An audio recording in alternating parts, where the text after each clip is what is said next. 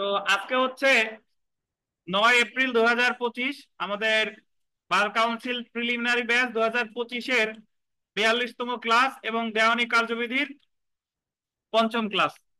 আমরা আজকে শুরু করব ইনশাআল্লাহ আহ আদেশ 12 থেকে। দেখেন, আদেশ 12 বা স্বীকৃতি। তবে গতদিন আমরা এখানে স্বীকারোক্তি কেটে সবাই স্বীকৃতি লেখেন। গতদিন আমরা যা পড়ছি একটু সংক্ষেপে এগুলো একটু মনে করাই দিই। গতদিন আমরা শুরু করছিলাম আদেশ 5 থেকে। সমন সমন আছে 5 আদেশ, ধারা আছে 27 থেকে 32। সমন ইস্যু করবে 5 কার্য দিবসের মধ্যে, বিবাদী বরাবর পৌঁছাবে সর্বোচ্চ 30 দিন। সমন দুই ভাবে জারি করা যায়, লটকাইয়া আর পৌঁছাইয়া। সমন সংক্রান্ত সর্বশেষ সংশোধনী 2012, যে জায়গা 5 আদেশের 9-তে বলছে কুরিয়ার সার্ভিস, ফ্যাক্স, ইমেইল এগুলোর মাধ্যমে দেওয়া যায়। কুরিয়ার সার্ভিসের তালিকাতে কে তৈরি করবে? জেলা জজ। ঠিক আছে। আচ্ছা, এরপরে সরকারি কর্মকর্তা হলে অফিসের প্রধান, সৈনিক, নাবিক, বৈমানিক হলে আপনার কমান্ডিং অফিসার, আর বিদেশে থাকলে রাজনৈতিক প্রতিনিধি বা ওখানকার যে আদালত আছে সেটার মাধ্যমে। আর বিদেশি সমন বাংলাদেশে জারি, এটা আছে 29 ধারায়। আর সাক্ষীর প্রতি সমন জারি আছে 31 ধারায়। বিবাদের প্রতি সমন আছে 27 ধারায়। ঠিক আছে। আর একটা জিনিস মনে রাখা দরকার, সমন জারি করবে প্রাপ্তবয়স্ক যে কোনো সদস্যের উপর যদি তাকে পাওয়া না যায়। সাবস্টিটিউটেড সার্ভিস আছে কত? 5 আদেশের 20, যদি আত্মগোপনে থাকে বা জারি করা না যায়।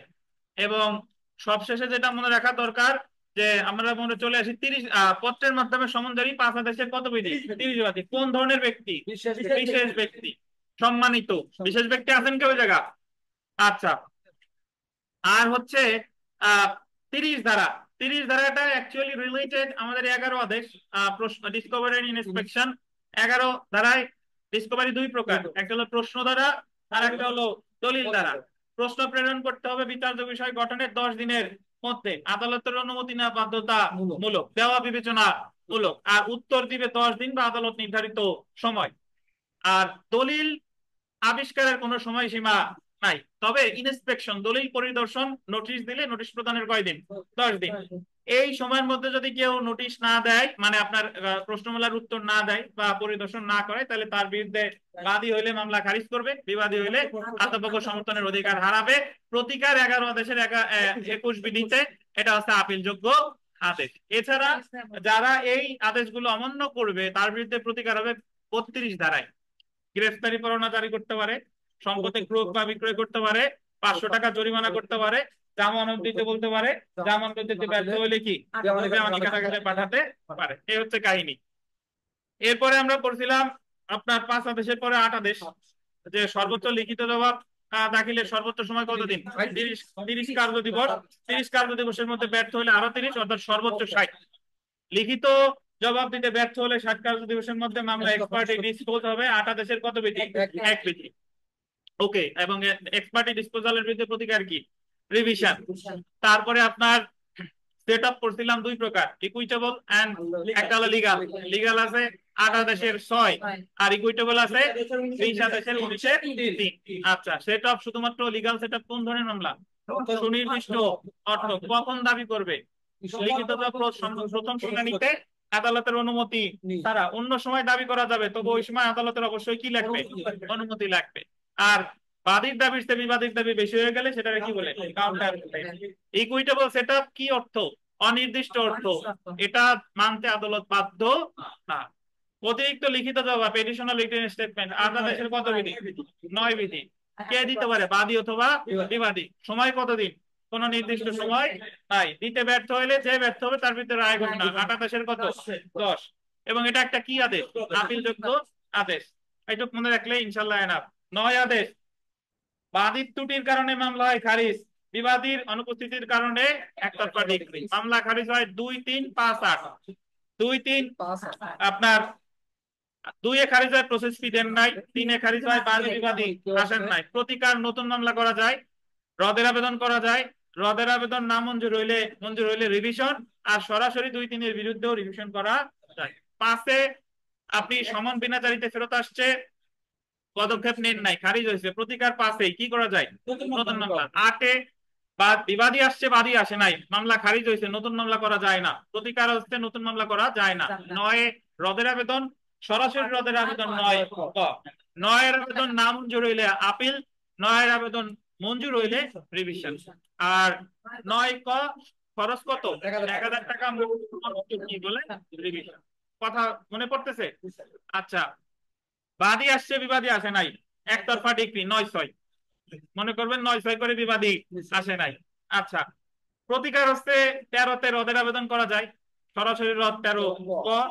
আর আপিল 96 ধারায়, রিভিউ 47 আদেশের কত? 1 বিধি।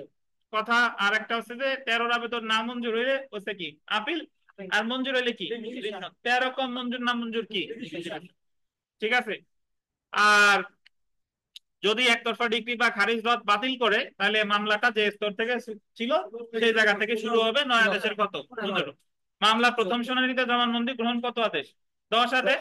আর 11 আদেশ তো আমরা পড়ছি। আর যেটা বাদ থেকে গেছে এডিআর, দেওয়ানি কার্যবিধিতে যুক্ত করা হয় 2003, বাধ্যতা করা হয় মধ্যস্থতা 2012, সর্বশেষ সংশোধনী 2017। এডিআর সবাই করতে পারে, আদালত পারে, লিগ্যাল এইড কর্ম করতে পারে, প্রজাতন্ত্রের লাভজনক কোন কর্মচারী হবে না।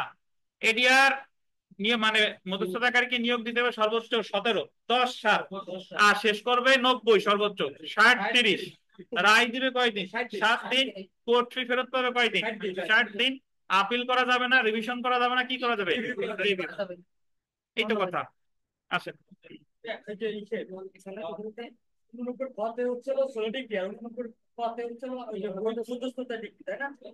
উননব্বই ক হলো সালিশ ডিগ্রি, ওটা সালিশ না না না না না না।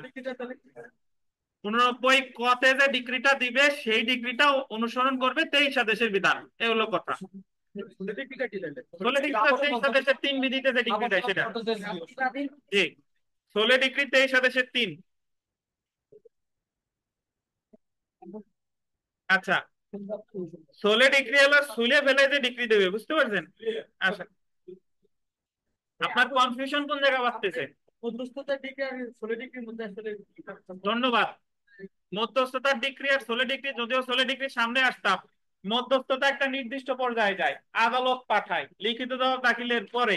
আর 16 ডিগ্রিতে আদালত পাঠায় না, নিজেরা নিজেরা মিলমিশ হয়ে গেছে, হাজবেন্ড ওয়াইফ আদালতের বাইরে মিলমিশ হয়ে গেছে যে কোনো পর্যায়ে, at any stage of the suit. তখন তারা আদালতে জানায়, তখন যে ডিগ্রি দেয় 23 দেশের 3-এ।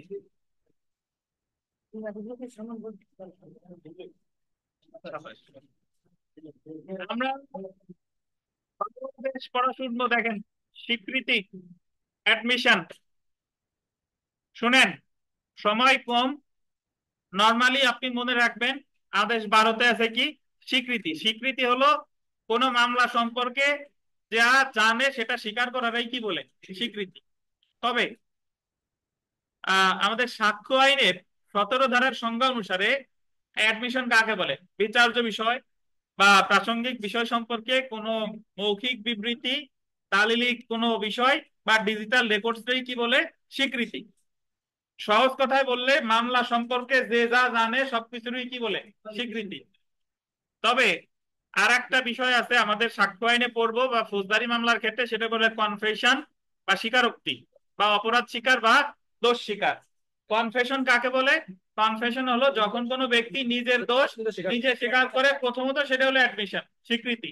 আর যেহেতু নিজের দোষ নিজে স্বীকার করতেছে, সেটা বলবে কি? স্বীকৃতি। তো এখন দেওয়ানি মামলায় স্বীকৃতিটা হলো কি? দেওয়ানি মামলায় স্বীকৃতিটা হলো এক পক্ষ আর এক পক্ষরে বলতে পারে যে এখনো সময় আছে, তুমি মামলার বিষয়বস্তু স্বীকার করো, এখনো স্বীকার সময় আছে, তুমি দলিলের বিষয়বস্তুটা স্বীকার করে নাও। এ হলো, দেখেন একটু পড়ি। তো সরাসরি আমরা চলে আসি যে স্বীকৃতি বিভিন্ন রকম হতে পারে। 8 আদেশের 5 বিধি অনুসারে আরজিতে উল্লেখিত প্রত্যেকটি অভিযোগ বিবাদী সুনির্দিষ্টভাবে অস্বীকার না করলে উক্ত অভিযোগ বিবাদী স্বীকার করেছে মর্মে গণ্য হবে। গতদিন আমরা পড়ছি না যে লিখিত জবাবে যা আছে এগুলো সুনির্দিষ্টভাবে কি করতে হবে? অস্বীকার। যদি কেউ সুনির্দিষ্টভাবে অস্বীকার না করে, তাহলে সেটা কি করে বলে গণ্য হবে? স্বীকার হবে। এছাড়া দেখেন 11 আদেশের 22 বিধি অনুসারে প্রশ্নমালা উত্তর প্রদানের মাধ্যমে স্বীকৃতি হতে পারে বা পক্ষগণ পারস্পরিক সম্মতি দ্বারা স্বীকার করে নিতে পারে। দরকার নাই এটা আপনাদের, জাস্ট সরাসরি চলে আসি। দেওয়ানি কার্যবিধির 12 আদেশ অনুসারে স্বীকৃতি 3 প্রকার, দেখেন 3 প্রকার। একটা হলো মামলা স্বীকারের নোটিশ, বিধি মনে রাখার দরকার নাই।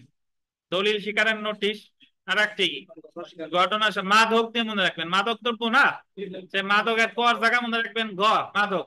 মামলা স্বীকার, দলিল স্বীকার, আর একটা কি ঘটনা স্বীকার। জি। তো তাহলে স্বীকৃতি কয় প্রকার? 3 প্রকার। মামলা স্বীকার, দলিল স্বীকার, আর একটা কি ঘটনা স্বীকার। দেওয়ানি কার্যবিধির 142 ধারা অনুসারে প্রত্যেকটি নোটিশ অবশ্যই গোল দিবেন, লিখিত হতে হবে। আচ্ছা, এটা আমার দরকার নাই, সরাসরি চলে আসি মামলা স্বীকার। আসেন মামলা স্বীকার। Notice of admission of case, মকদ্দমার বললেন যে কোনো পক্ষ তার প্লিডিংস এর মাধ্যমে বা লিখিত অন্য কোনো উপায়ে অন্য পক্ষের মকদ্দমার সামগ্রিক বা আংশিক অংশের সত্যতা স্বীকার করতে পারে, অথবা অপর পক্ষকে মকদ্দমার উদ্দেশ্যে নোটিশে উল্লেখিত কোনো তথ্যকে স্বীকার করার জন্য অপর পক্ষরে গোল দেন, লিখিত নোটিশ, লিখিত নোটিশ গোল দেন দিয়ে আমন্ত্রণ জানাতে পারে। এটার অর্থ আসলে কি? ওই যে বাদী যদি মামলা করছে, বিবাদী যদি লিখিত জবাবে স্বীকার করে নাই, এটা স্বীকৃতি। বিবাদী লিখিত জবাবে অস্বীকার করে নাই, এটাও কি স্বীকৃতি। বা এক পক্ষ আর এক পক্ষরে নোটিশ দিছে যে সময় এখনো আছে, সময় থাকতে কি করে নাও, মামলাটা স্বীকার করে নাও। স্বীকার করুক আর না করুক সেটা হলো পরের বিষয়, বাট এক পক্ষ আর এক পক্ষরে লিখিত নোটিশ দিতে পারে। এখন আপনাদের অনেকে, একজন আমার প্রশ্ন করছিল, স্যার এটা কি সমন কিনা? না, সমন না। সমন তো মামলায় সমন, সমন রেতন নোটিশ বলে না। এমনি মামলা চলাকালীন সময় এক পক্ষ আর এক পক্ষরে নোটিশ দিতে পারে এই মামলা কিসের জন্য? স্বীকারের জন্য। কোন পক্ষ? যে কোনো পক্ষ, যে কোনো পক্ষকে। এই জায়গায় কোনো দিনের বিষয় আছে? নাই। মামলা স্বীকারের ক্ষেত্রে কোনো দিন নাই। 2 নাম্বার দেখেন, দলিল স্বীকারের জন্য notice, notice to admit documents. Notice জারির বলবেন 15 দিনের মধ্যে দলিল স্বীকার করার জন্য মকদ্দমার এক পক্ষ অন্য পক্ষকে আহ্বান করতে পারে। এটা বল দিবেন। নোটিশ জারির কয়দিনের মধ্যে? মামলা স্বীকারের ক্ষেত্রে যে নোটিশ, ওই ওই জায়গা কোনো দিন ক্ষণের কোনো বিষয় নাই। কিন্তু দলিল স্বীকারের ক্ষেত্রে এক পক্ষ নোটিশ দিয়ে, সলিমুল্লাহ নোটিশ দিয়ে, সলিমুল্লাহ যে তুমি যে আসলে অমুকরে বিয়ে করছো, কাবিন নামার বিষয়বস্তু ঠিক করে নাও। এই নোটিশ পাওয়ার কয়দিনের মধ্যে? 15 দিনের মধ্যে। নোটিশ আজকে পাইলা, অমুক তোমার স্ত্রী, স্বীকার করে নাও, দলিল। কাবিন নামা তো এক প্রকার দলিল না? তাই এই আহ্বানটা জানাতে পারেন নোটিশ জারির কয়দিন পর। মানে বলে দিলাম যে আপনি নোটিশ পাওয়ার কয়দিনের মধ্যে স্বীকার করবেন? 15 দিন। ঘটনা স্বীকার করতে নোটিশ দেখেন, তো আপনার যে জিনিসটা এই জায়গা থেকে মনে রাখতে হবে, 15 দিনটা মনে রাখেন। এবং গতদিন আমরা পড়ছি, মনে আছে কিনা, 11 আদেশে যত দিন আছে, কয়দিন? 10। ঘটনা স্বীকার করতে notice, notice to admit facts, কোন পক্ষ শুনানির জন্য নির্ধারিত সময়ের গোল দিবেন পূর্বের 9 দিনের মধ্যে যে কোনো সময় মকদ্দমার উদ্দেশ্যে নোটিশে উল্লেখিত কোনো তথ্যকে স্বীকার করার জন্য অপর পক্ষকে লিখিত নোটিশ দিয়ে আমন্ত্রণ জানাতে পারে। এটার অর্থ কি? আমি একজনের নোটিশ দিলাম যে আপনি এই ঘটনাটা স্বীকার করে নিবেন, আমাকে মামলার তারিখ 1 এপ্রিল, আপনি স্বীকার করে নিবেন 1 এপ্রিলের কয় দিনের পূর্বে? 9 দিন পূর্বে। স্বীকার করার জন্য তার আমি আহ্বান জানাইছি আর কি। মানে আপনি জাস্ট এক্ষেত্রে বিস্তারিত বোঝার এখন আর সময় নাই, লিখবেন যে মামলা স্বীকারের ক্ষেত্রে কোনো দিনক্ষণ নাই, দলিল স্বীকারের ক্ষেত্রে নোটিশ জারির পরে কয়দিন? 15 দিন। আর দলিল, আর যদি আপনার ঘটনার ক্ষেত্রে কয়দিন? শুনানির পূর্ববর্তী 9 দিন। এই জিনিস 12 আদেশ থেকে এই জিনিসই, আর কাহিনী নাই। আচ্ছা, আচ্ছা, তারপরে আসেন, বিস্তারিত পড়তে গেলে আমরা কোর্স শেষ করতে পারবো না। আমার যা দরকার এখন সেইটা দরকার। মানে দেখেন, তারপরে দেখেন, স্বীকৃতির ভিত্তিতে রায়, জাজমেন্ট অন অ্যাডমিশন, বিধিগত হয়। ব্র্যাকেটে লেখেন ডিক্রি, এটা একটা ডিক্রি। 12 আদেশের 6 বিধিতে স্বীকৃতির ভিত্তিতে যে রায়টা দেয়, এটা একটা কি ডিক্রি। এর বিরুদ্ধে আপিল করা যায়, তো এটা আপিলযোগ্য আদেশ না, এটা একটা কি ডিক্রি। তো যদি পরীক্ষায় প্রশ্ন আসে জাজমেন্ট অন অ্যাডমিশন কত আদেশের কত বিধি? 12 আদেশের। তারপরে দেখেন বলতেন মকদ্দমার যে কোনো পর্যায়ে কোন পক্ষ কর্তৃক স্বীকৃতি কোনো বিষয়ের ভিত্তিতে রায় দেওয়া হয়, সেটা স্বীকৃতির ভিত্তিতে রায় বা জাজমেন্ট অন অ্যাডমিশন নামে পরিচিত। সব শেষের লাইনটা দেখেন। আচ্ছা, এই জায়গায় লাইনের আছে কি হলো কিছু নাই, জাস্ট আপনি এখানে যে জিনিসটা মনে রাখবেন, জাজমেন্ট অন অ্যাডমিশন স্বীকৃতির ভিত্তিতে হয় মামলার কোন পর্যায়ে? মাসুদ, যে কোনো পর্যায়ে। জাজমেন্ট অন অ্যাডমিশন 12 আদেশের কত বিধি? 6 বিধি। মামলার কোন পর্যায়ে? যে কোনো। কথা শেষ। এবং এর বিরুদ্ধে কি করা যায়? আপিল করা যায়। 12 আদেশের 6 কোনো আদেশ না, এটা একটা কি ডিক্রি। তাহলে 12 আদেশ থেকে আমরা কি মনে রাখবো শুনেন। স্বীকৃতি কত আদেশ? 12 আদেশ। কয় প্রকার? মামলা, দলিল, ঘটনা। মামলা স্বীকারের ক্ষেত্রে নোটিশ দিতে পারে, কোনো দিন ক্ষণ নাই। দলিল স্বীকারের ক্ষেত্রে কত? 15 দিন। আর ঘটনা পূর্ববর্তী 9 দিন। জাজমেন্ট অন অ্যাডমিশন কত? 12/6। এটা কি আদেশ? প্রতিকার কি? আপিল। যদি আপিল করার বিধান থাকে আর কি। বিগত বছরের প্রশ্ন দেখি, দেখেন কোড অফ সিভিল প্রসিডিওর 1908 এর অর্ডার 12 রুল 6 অনুযায়ী জাজমেন্ট অন অ্যাডমিশন কখন প্রদান করা যায়? মামলার যে কোনো স্তরে।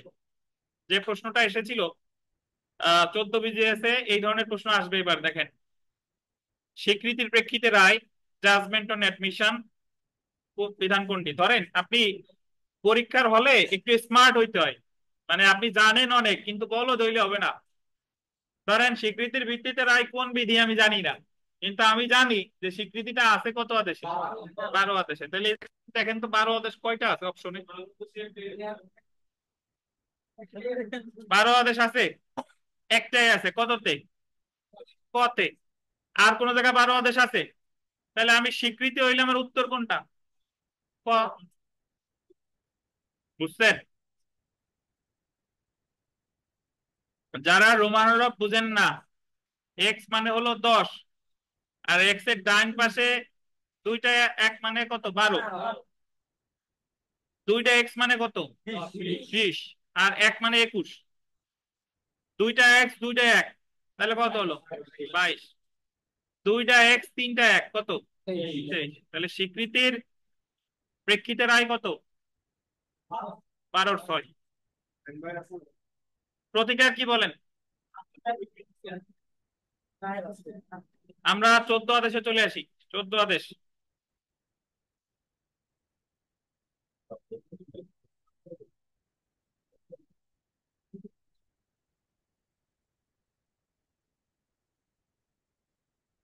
আচ্ছা, এখন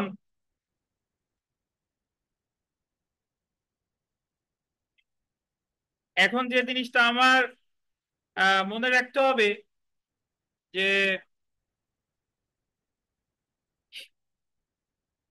13 আদেশ আমরা শুধু টাইটেল মনে রাখছি গতদিন, আপনার মনে আছে কিনা? Production, impounding and return of document, দলিল দাখিল, আটক ও ফেরত। আপনি শুধু এটাই মনে রাখেন যে দলিল দাখিল, আটক এবং ফেরত কোথায় আছে? কততে বলেন? 13 আদেশ। ঠিক আছে, আমরা 13 আদেশ পর্যন্ত একটু মিলাই দেখেন, খুব সোজা। মামলার পক্ষগণ আদেশ কত? 1। মামলার গঠন আদেশ কত? 2। উকিল নিয়োগ আদেশ 3। মামলা দায়ের আদেশ 4। সমন 6। প্লিডিং 6। আরজি 7। লিখিত জবাব 8। পক্ষগণের উপস্থিতি অনুপস্থিতি 9। প্রথম শুনানিতে জবানবন্দি 10। ডিসকভারি ইন্সপেকশন স্বীকৃতি 12। দলিল দাখিল, আটক, ফেরত 13। Production, impounding and return of document দেখেন। আচ্ছা, তো আমরা চলে আসি আদেশ 14,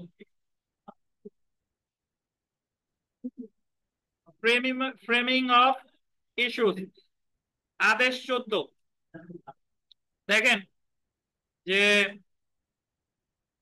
লিখিত জবাব দাখিলের পর সমন উল্লেখিত নির্ধারিত দিনে উভয় পক্ষ হাজির হলে আদালত উক্ত মকদ্দমাটি মধ্যস্থতার মাধ্যমে 89 ক ধারা অনুযায়ী মধ্যস্থতা প্রেরণ করতে বাধ্য, এটা আমরা জানি। মধ্যস্থতার মাধ্যমে মকদ্দমে উল্লেখিত বিরোধটি নিষ্পত্তি হলে আদালত পক্ষগণের মধ্যকার সমঝোতা অনুসারে 23 আদেশ অনুসারে ডিক্রি প্রদান করবে। যদি মধ্যস্থতা সফল হয় তাহলে তো ডিক্রি দিবে, তবে মধ্যস্থতা ব্যর্থ হলে মধ্যস্থতা শুরুর পূর্বে মকদ্দমাটি যে পর্যায়ে ছিল সেই পর্যায়ে হয়তো মকদ্দমার কার্যক্রম শুরু হবে। সুতরাং 89 ক ধারার বিধানের আলোকে বলা যায়, শুধুমাত্র মধ্যস্থতার প্রক্রিয়ায় ব্যর্থ হওয়ার পর আদালত বিচার্য বিষয় নির্ধারণ করতে গোল দেবেন 14 আদেশের অধীন অগ্রসর হবে। তো যদি বলে ফ্রেমিং অফ ইস্যুস, কত আদেশের কত বিধি? জাস্ট মনে রাখেন 14 আদেশ, 14 আদেশ। আচ্ছা, আমরা চলে আসি বিচার্য বিষয় অর্থ, মিনিং অফ বিধিকা। বলেন তো বিচার্য বিষয় কাকে বলে?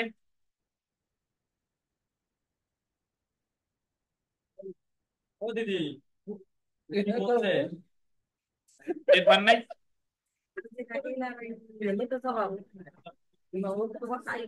আমি বহুবার বলছি এবং আপনি বহুবার শুনছেন, মামলায় এক পক্ষ যেটা দাবি করে অপর পক্ষ যেটা অস্বীকার করে সেটার উপর ভিত্তি করে দেওয়ানি মামলায় গঠিত হয় ইস্যু, আর ফৌজদারি মামলায় কি চার্জ। ঠিক আছে, তো দেখেন বিচার্য বিষয় ঘটনা এবং কিংবা দেখেন ঘটনা কিংবা আইনের গুরুত্বপূর্ণ বিষয় যখন প্রতিপক্ষ দৃঢ়ভাবে ঘোষণা করে অন্য পক্ষ অস্বীকার করে তখন বিচার্য বিষয় উদ্ভব হয়। তো এই জায়গায় আমি পড়তেছি না, জাস্ট একটু মনে রাখেন, প্রকারভেদে চলে আসেন। প্রকারভেদ যে 14 আদেশের 1-4 বিধিতে বলা আছে issues are of two kinds, একটা হলো ইস্যুস অফ ফ্যাক্ট আর একটা হলো ইস্যুস অফ ল। একটা দেখেন, একটা হলো ঘটনা সংক্রান্ত বিচার্য বিষয় আর একটা হলো কি আইন সংক্রান্ত বিচার্য বিষয়। এই দুইটা জিনিস মনে রাখবেন। তাহলে ইস্যু কয় প্রকার? দুই প্রকার। ডিসকভারি কয় প্রকার? দুই প্রকার। ডিসকভারি দুই প্রকার। আচ্ছা, স্বীকৃতি অ্যাডমিশন কয় প্রকার? তিন প্রকার। এরকম একটা দিবানি এক সময়, যাতে যত প্রকার আছে সব মিলিয়ে একটা জি। তাহলে আমার মনে রাখতে হবে যে ইস্যু হলো দুই প্রকার। এখন ঘটনা সংক্রান্ত আর আইন সংক্রান্ত, এটা কি আমরা অনেকে পরীক্ষা আসে পরীক্ষায় দিয়ে দেয় নিম্নের কোনটি ঘটনা সংক্রান্ত বিচার্য বিষয় আর নিম্নের কোনটি আইন সংক্রান্ত। আচ্ছা, ধরেন একটা মামলার তামাদি মেয়াদ গণনা কখন থেকে শুরু হয় রুবেল? যেদিন থেকে ঘটনার উদ্ভব হবে তখন থেকে। আলামিন আরিফ সাহেবের কাছে 10 লাখ টাকা পায়, আরিফ সাহেব বলল দিব না, আলামিন বলছে পাই, আরিফ সাহেব বলে পাই না। আলামিন বলতেছে যে আরিফ সাহেব আমার বেদখল করছে, আরিফ সাহেব বলতেছে আমি বেদখল করি নাই। এই সবগুলো হলো ঘটনাগত। একজন সংসার করতে চাচ্ছে আর একজন চাচ্ছে না, ঘটনাগত। টাকা একজন বলতেছে পাই আর একজন বলতেছে পাই না, কি ঘটনাগত। একজন বলতেছে বেদখল করছে আর একজন বলছে করে নাই, এগুলো হলো কি ঘটনাগত। আইনগত বিচার্য বিষয় কোনগুলা? মামলাটি রেস জুডিকাটা দ্বারা বারিত, মামলাটি তামাদি দ্বারা বারিত, মামলাটা এখতিয়ার বহির্ভূত, এইগুলা হলো কি বিচার্য বিষয়? আইন সংক্রান্ত বিচার্য বিষয়। অর্থাৎ বাদী মামলা করছে যে আমি বিবাদীর কাছে 5 লাখ টাকা পাই, বিবাদী বলছে যে না কোনো টাকা বিবাদী পায় না, এটা কি বিচার্য বিষয় বলেন তো? ঘটনা। ঘটনা। বিবাদী হিসেবে যে বলে যদি ইওর অনার এই মামলাটা তামাদি দ্বারা বারিত, বাদী বলতেছে না বারিত না, এটা কি বিচার্য বিষয়? আইন। বুঝছেন? বিবাদী এসে বলতেছে মামলাটা রেস জুডিকাটা দ্বারা বারিত, বাদী বলতেছে না বারিত না, এটা কি আইনগত। বুঝছেন? বাদী দাবি করছে আমি 5 লাখ টাকা পাই বিবাদীর কাছে, বিবাদী বলছে যে কোনো টাকা পাই না, ঘটনাগত। বিবাদী বলতেছে যে আমি 3 লাখ টাকা পাই বাদীর কাছে, সেট অফ করে দেন, বাদী বলতেছে এরকম কোনো টাকা পাই না, এটা কি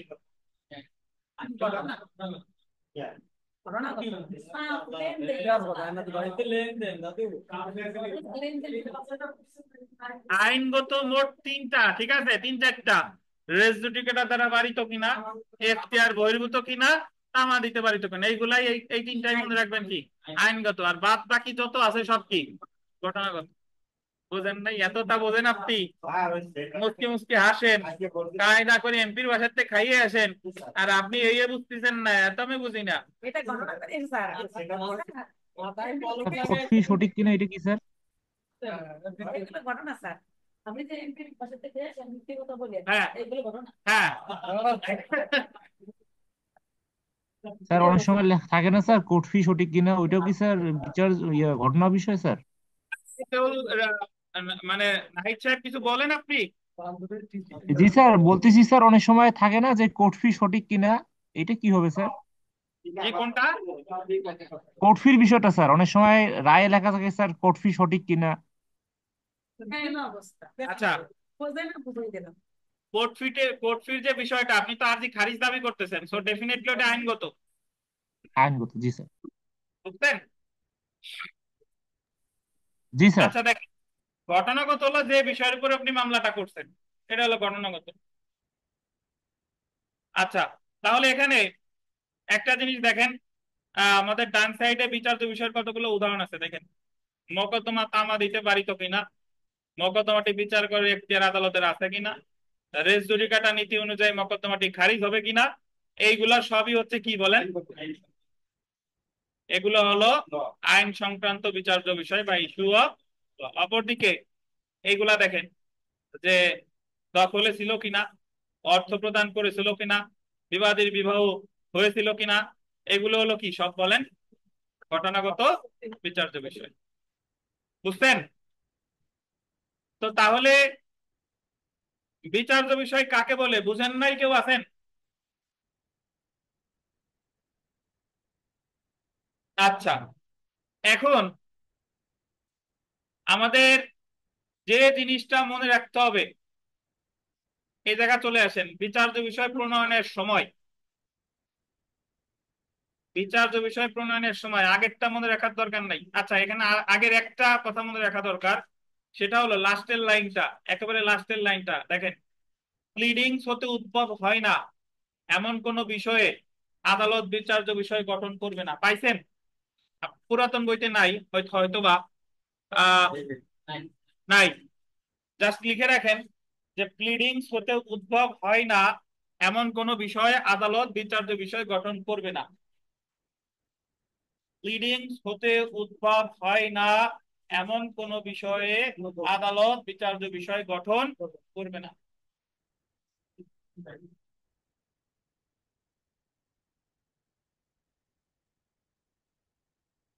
এই হৃদিতা মন্ডল বলেন, প্লিডিংস কারে বলে?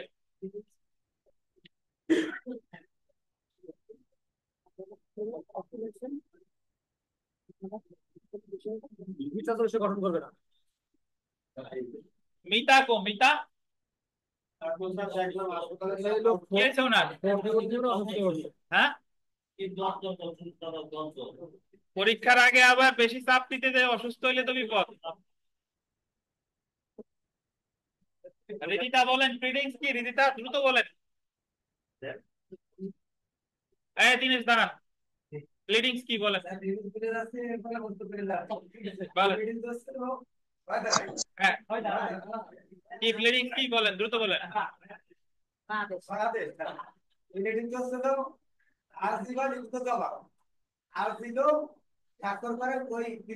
আর স্বাক্ষর বাক্ষরের দরকার নেই, আপনি যান। ক্লিয়ার আর বলা লাগবে না, যান আপনি যান, আপনার ভুল হয়েছে। যদি বলে প্লিডিং এবং জবাব, আর প্লিডিং বললে কি? এখন শুনেন ভাই, শুনেন কথা কম। আরবিতে যে যে বিষয় উল্লেখ হয়েছে, লিখিত ভাবে যে যে বিষয় উল্লেখ হয়েছে, এই সকল বিষয় নিয়ে বিচার্য বিষয় গঠন করবে। এর বাইরের কোন বিষয় নিয়ে বিচার্য বিষয় গঠন করবে না। কথা শেষ। বিচার্য বিষয় গঠন হবে শুধু কিসে, যা আছে কোথায়, আরবিতে বা লিখিত জবাবে। এইগুলা ছাড়া অন্য কোন বাইরের বিষয় নিয়ে মামলার বিচার্য বিষয় গঠন করবে না। আদেশ আছে না এমনি কথা? অবশ্যই আদেশে আছে। আদেশ আপনার মনে রাখা দরকার না না? লেখার দরকার নাই, যে জায়গা বলছি লেখার দরকার নাই, আপনি এবার লেখেন কে? দেখেন, জানেন। খালি আপাতত এইটুক জানেন পাশের জন্য। আপনার কি 15-20 দরকার? দেওয়ানি কার্যবিধিতে 20 কত হইলে খুশি? দেওয়ানি কার্যবিধিতে 12-13 হইলেই খুশি। দেখেন, আর যার মোটে পরাণ ভরে না যে আমার সবকিছুতে 20 লাগবে, সে বিষ খেয়ে মরে যান। দেখেন, আল্লাহ তো তাহলে দেখেন যে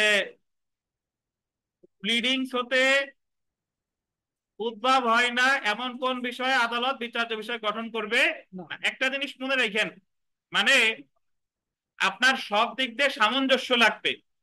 আপনি ফুটবল খেলার উদাহরণ যদি দেই, আপনার স্ট্রাইকার আছে 5টা গোল দেওয়ার, কিন্তু আপনার রক্ষণে কোনো প্লেয়ার নাই।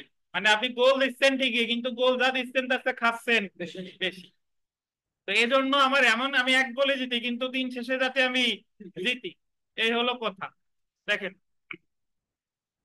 তো একটা কথা মনে রাখবেন, 14 আদেশ থেকে যা যা মনে রাখা দরকার। ইস্যু কয় প্রকার? 2 প্রকার, ঘটনাগত, আইনগত। আপনার এখান থেকে প্রশ্ন আসতে পারে, নিম্নের কোনটি ঘটনাগত বিচার্য বিষয়, নিম্নের কোনটি আইনগত বিচার্য বিষয়। যার উপর ভিত্তি করে মামলা করছে সবগুলাই হলো কি ঘটনাগত, আর অন্যান্য সবগুলা মানে ওই যে রেস জুডিকাটা, তামাদি, এখতিয়ার আছে কি নাই, কোর্ট ফি দিছে কি দেয় নাই, এই সবগুলো হলো কি আইন করি। আইনগত। দেখেন, বিচার্য বিষয় প্রণয়নের সময় আসেন মামলার গোলদেন প্রথম শুনানির সময়, এটা গুরুত্বপূর্ণ। মামলার প্রথম শুনানির সময় বা লিখিত জবাব দাখিল গোলদেন যেটা পরে ঘটে, এটা বিবিআই তার 15 দিনের মধ্যে বিচার্য বিষয় প্রণয়ন করতে। কি কি বলেন? মামলার প্রথম শুনানি অথবা লিখিত জবাব দাখিল, এই দুইটার মধ্যে যেটা কিসে ঘটে, পরে ঘটে, তার কয় দিনের মধ্যে? 15 দিন। 15 দিনের মধ্যে। তাহলে আমার এখানে যে জিনিস মনে রাখতে হবে, পরীক্ষা এটা ভিভিআই যে বিচার্য বিষয় গঠন করে কখন, প্রথম শুনানি অথবা কি লিখিত জবাব, এই দুইটার ভিতরে যেটা কি ঘটে, পরে ঘটে, তার কয় দিনের মধ্যে? 15 দিন। ধন্যবাদ। কোনো বিধি এখন পর্যন্ত মনে রাখার দরকার নাই। তারপরেরটা দেখেন, বিচার্য বিষয় গঠনের পূর্বে আদালত আন্ডারলাইন করেন সাক্ষী বা দলিলপত্র পরীক্ষা করতে পারে। নর্মালি সাক্ষী বা দলিলপত্র পরীক্ষা করে অ্যাকচুয়ালি বিচারিক পর্যায়ে, কিন্তু বিচার্য বিষয় গঠনের আগেও পারে। আপনাদের বইতে নাই, সমস্যা নাই, জাস্ট শুনেন। 2টি ক্ষেত্রে আদালত বিচার্য বিষয় গঠনের পূর্বে সাক্ষী বা দলিলপত্র পরীক্ষা করতে পারে। আপনারা যার বইতে নাই সে একটু লেখেন যে 2টা ক্ষেত্রে বিচার্য বিষয় গঠনের আগে আদালত সাক্ষী বা দলিলপত্র পরীক্ষা করতে পারে। যার আছে তো তার আর বললেন না, যার নাই সে লেখেন, চুপ করে থাকেন। লেখেন 2টি ক্ষেত্রে বিচার্য বিষয় গঠনের পূর্বে, 2টি ক্ষেত্রে বিচার্য বিষয় গঠনের পূর্বে আদালত সাক্ষী বা দলিলপত্র পরীক্ষা করতে পারে।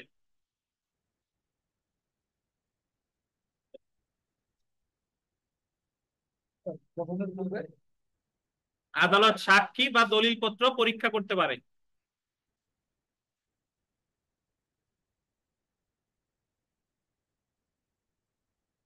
কয়টা ক্ষেত্রে? 2টা ক্ষেত্রে। আচ্ছা, এখন ক্ষেত্রগুলো কি কি আপনার মনে রাখার দরকার, মানে এমনি মুখে শুনেন, লেখার দরকার নাই, শুনেন। যে ক্ষেত্রে আদালত মনে করে যে আদালতের সামনে হাজির নেই এমন কোন ব্যক্তির জবানবন্দি ছাড়া,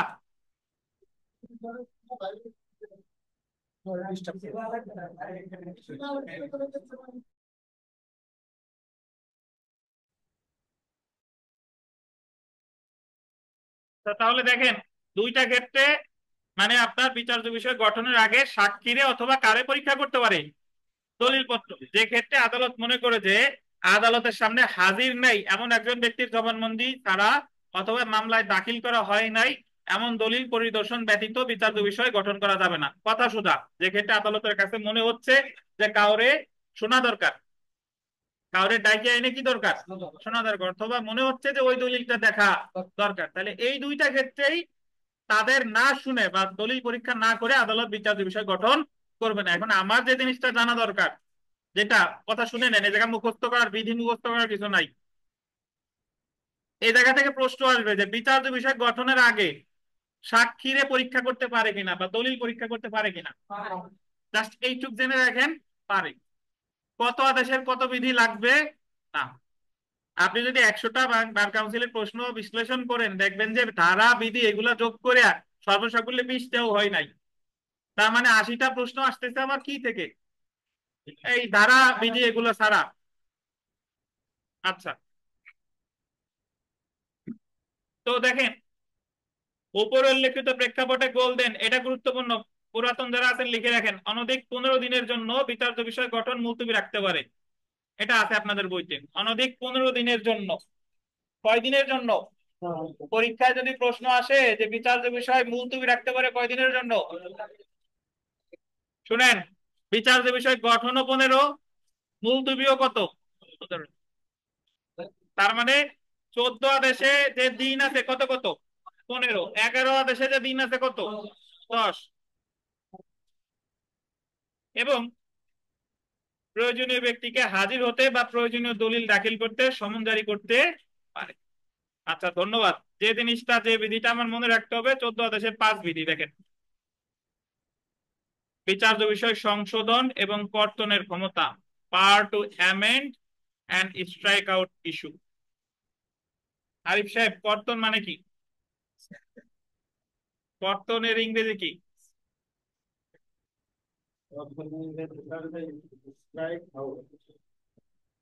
এত দেরি লাগে কেন? দেখেন, আপনারা স্ট্রাইক আউট করার সময় হয়ে গেছে। দেখেন, দেওয়ানি কার্যবিধির 14 আদেশের 5 বিধির অধীন আদালত বলতেন বিচার্য বিষয় সংশোধন বা কর্তন করতে পারে। যাদের মনে হচ্ছে যে এর আগে আমরা কোন কোন জায়গায় স্ট্রাইক আউট শব্দটা পড়ছি, আমি তাদের একটু মনে করায় দেই। আমরা 1 আদেশের 10-এর 2 বিধিতে পড়ছি যে আদালত কোন পক্ষরে কর্তন করতে পারে, বাদী অথবা প্রতিবাদী। আমরা পড়ছি 6 আদেশের 16 বিধিতে প্লিডিং কর্তন করতে পারে, মনে আছে? আমরা গতদিন 11 আদেশে পড়ছি প্রশ্ন যদি কুৎসাজনক হয় তাহলে প্রশ্ন কর্তন করতে পারে। আর আজকে পড়লাম 14 আদেশের 5 বিধিতে এই যে কি কর্তন করতেছে, বিচার্য বিষয় কর্তন করতে পারে বা সংশোধনও করতে পারে। এই জায়গা লিখে রাখেন রিভিশন। বিচার্য বিষয় সংশোধন বা কর্তনের বিরুদ্ধে প্রতিকার হলো রিভিশন। কি বলেন? রিভিশন। সংশোধন দেখেন, মকদ্দমার পক্ষগণের মধ্যকার বিরোধ নির্ধারণের জন্য গোল দেন, ডিগ্রি প্রদানের পূর্বে গোল দিবেন যে কোনো সময় at any time before passing A degree আদালত বিচার্য বিষয় সংশোধন কিংবা গোল দিবেন অতিরিক্ত বিচার্য বিষয় গঠন করতে পারে। তাহলে যদি পরীক্ষায় প্রশ্ন আসে যে বিচার্য বিষয় সংশোধন করতে পারে বা অতিরিক্ত বিচার্য বিষয় গঠন করতে পারে কখন, ডিগ্রি প্রদানের পূর্বে যে কোনো সময়। বুঝছেন? আর নতুন বিচার্য বিষয় গঠন বা বিচার্য বিষয় সংশোধন করলে প্রতিকার কি? রিভিশন। বিচার্য বিষয় সংশোধন বা কর্তন আছে কোথায়? 14 আদেশের কত বিধি? 5 বিধি। যদি বলে যে বিচার্য বিষয় সংশোধন করতে হবে কয় দিনের মধ্যে, কোন জায়গা হয়েছেন? বিচার্য বিষয় সংশোধন করবে আদালত নির্ধারিত সময়, বা এটা আদালত যেটা যৌক্তিক মনে করে সেটা।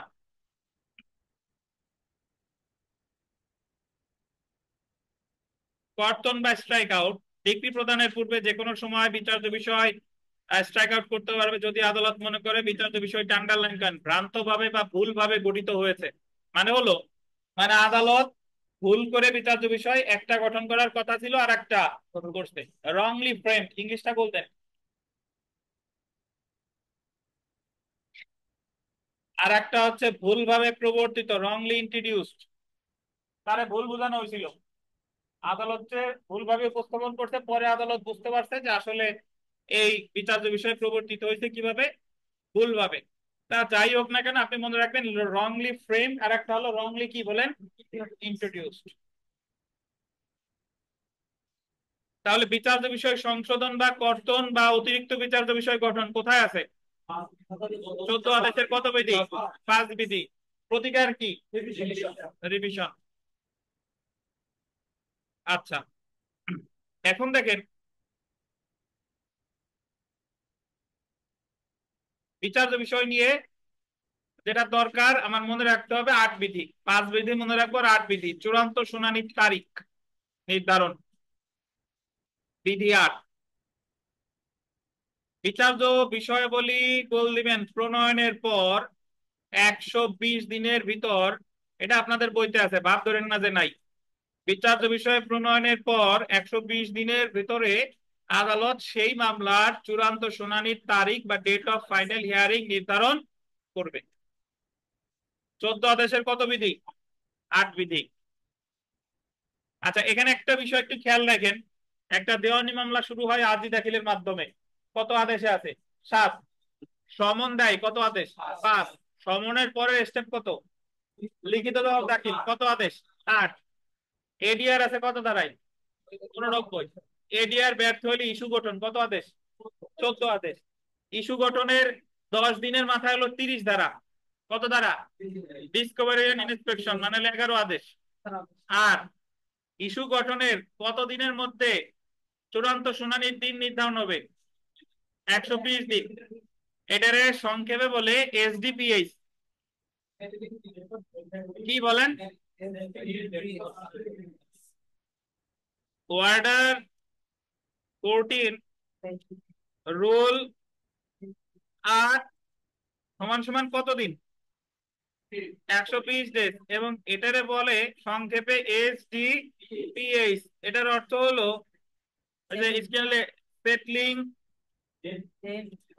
সেটলিং ডেট ফর হ্যাঁ লিখতে পারেন পারেন্টরি হিয়ারিং।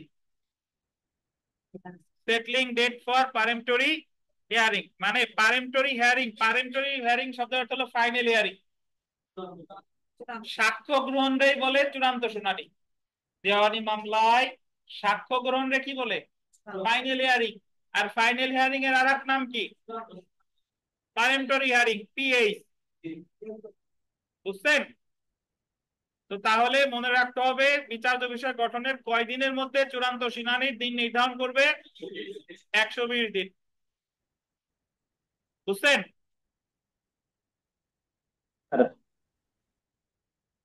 কোনো প্রশ্ন আছে? বলেন। বুঝছি স্যার, বুঝতে পারছি স্যার। বলেন বলেন। না স্যার, বুঝতে পারছি স্যার, এটা বলছি স্যার। ঠিক আছে। এটা আবার একটু বলেন স্যার। কোনটা? 120 দিনের 120 দিনের বিষয়টা খুব সোজা। বিচার্য বিষয় গঠন তো হয়ে গেল, এখন বাদী পক্ষের সাক্ষ্য শুরু হবে। এখন এই সাক্ষীদের শুনানি কবে থেকে শুরু হবে এই দিনটা নির্ধারণ করবে চূড়ান্ত শুনানির মানে বিচার্য বিষয় গঠনের কয় দিনের মধ্যে? 120 দিনের মধ্যে ঠিক করবে যে অমুক তারিখ থেকে সাক্ষ্য গ্রহণ শুরু হবে। এটা অনেকটা আপনাদের দায়রা আদালতের 265 এর মতো। মনে আছে কিনা আপনাদের যে সাক্ষ্য গ্রহণের দিন নির্ধারণ 265 চ, আর সাক্ষ্য গ্রহণ করতো 265 ক, আর খালাস দিত 265 জ। মনে আছে?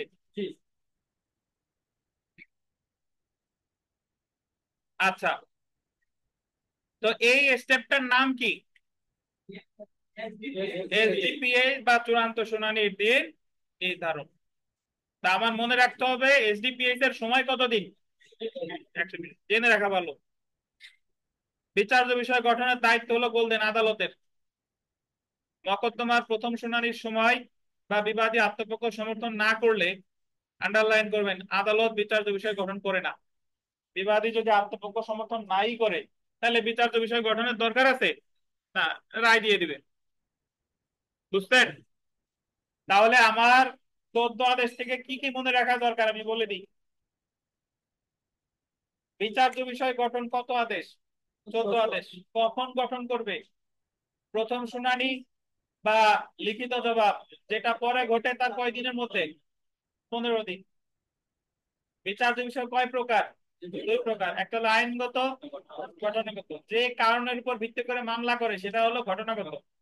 আর যদি বলে রেস জুডিকাটা দ্বারা বাড়িত কিনা, তামাদি দ্বারা বাড়িত কিনা, তারপরে আইন দ্বারা বাড়িত কিনা, এই সবগুলো হলো কি? আইনগত বিচার্য বিষয়। বিচার্য বিষয় গঠনের আগে কোন সাক্ষীকে বা দলিলকে পরীক্ষা করতে পারে কিনা? পারে। কয়টা ক্ষেত্রে? দুইটা ক্ষেত্রে। বিচার্য বিষয় মুলতবি রাখবে কয়দিনের জন্য? সর্বোচ্চ 15 দিন। বিচার্য বিষয় সংশোধন কর্তন অতিরিক্ত বিচার্য বিষয় গঠন 14 আদেশের কত বিধি? 5। কয়দিনের মধ্যে? আদালত নির্ধারিত সময়। প্রতিকার কি? রিভিশন। কখন করতে পারে? ডিক্রি প্রদানের পূর্বে, যে কোনো সময়। ঠিক আছে। প্লিডিংসে যে সকল বিষয় নাই সেই সকল বিষয়ে বিচার্য বিষয় গঠন করা যাবে? যাবে না। বিচার্য বিষয় গঠন হতে কতদিনের মধ্যে চূড়ান্ত শুনানির দিন নির্ধারণ করবে? কতদিন? কোথায় আছে? 14 আদেশের ফাইনাল হিয়ারিং এর বাংলা কি? চূড়ান্ত শুনানি। ফাইনাল হিয়ারিং, পারেন্টরি হিয়ারিং দুইটার বাংলাই হচ্ছে চূড়ান্ত। 14 আদেশের কত? 8। আর বিচার্য বিষয় গঠনের দায়িত্ব কার?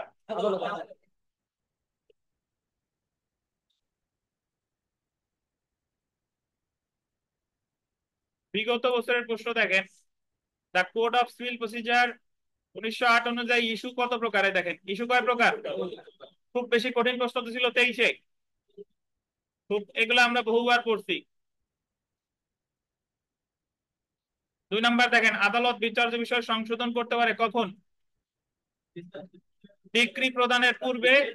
এই দুইটা প্রশ্নই আইন পাঠে ছিল এবং দুইটাই 2023 সালে আসছে। মানে বিচার্য বিষয় কয় প্রকার আর সংশোধন করতে পারে কখন। তাহলে আপনার খুব জটিল ভাবে প্রিপারেশন নেওয়ার দরকার নাই, আপনি আশাবাদী থাকেন।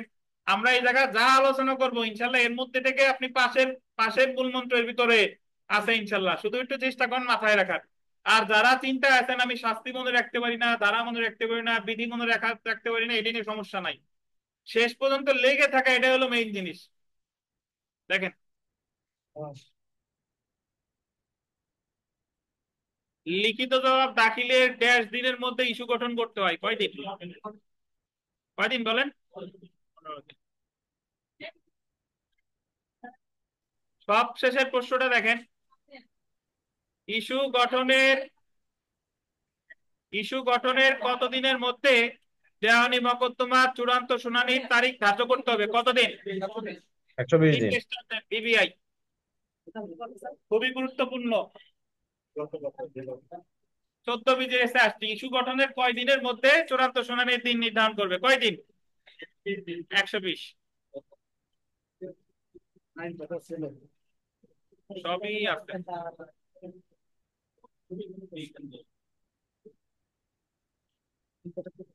এই জায়গা মোটামুটি যা আছে পারবেন। আমরা চলে আসি 15 আদেশ। আচ্ছা, 15 আদেশ পড়ার আগে চলেন আমরা নামাজ পড়ে আসি। যাদের একটু ঘুম ঘুম ভাব আছে তারা একটু হাঁটাহাঁটি করেন, টি ব্রেক নেন, চা টা খান। ঠিক আছে, ধন্যবাদ। নামাজের বিরতি, নামাজ শেষ শুরু করবো। আমরা আদেশ 15 পড়বো। দেখেন আদেশ 15, মামলার প্রথম শুনানিতে মকদ্দমা নিষ্পত্তি, disposal of the suit at the first hearing, golden আদেশ 15।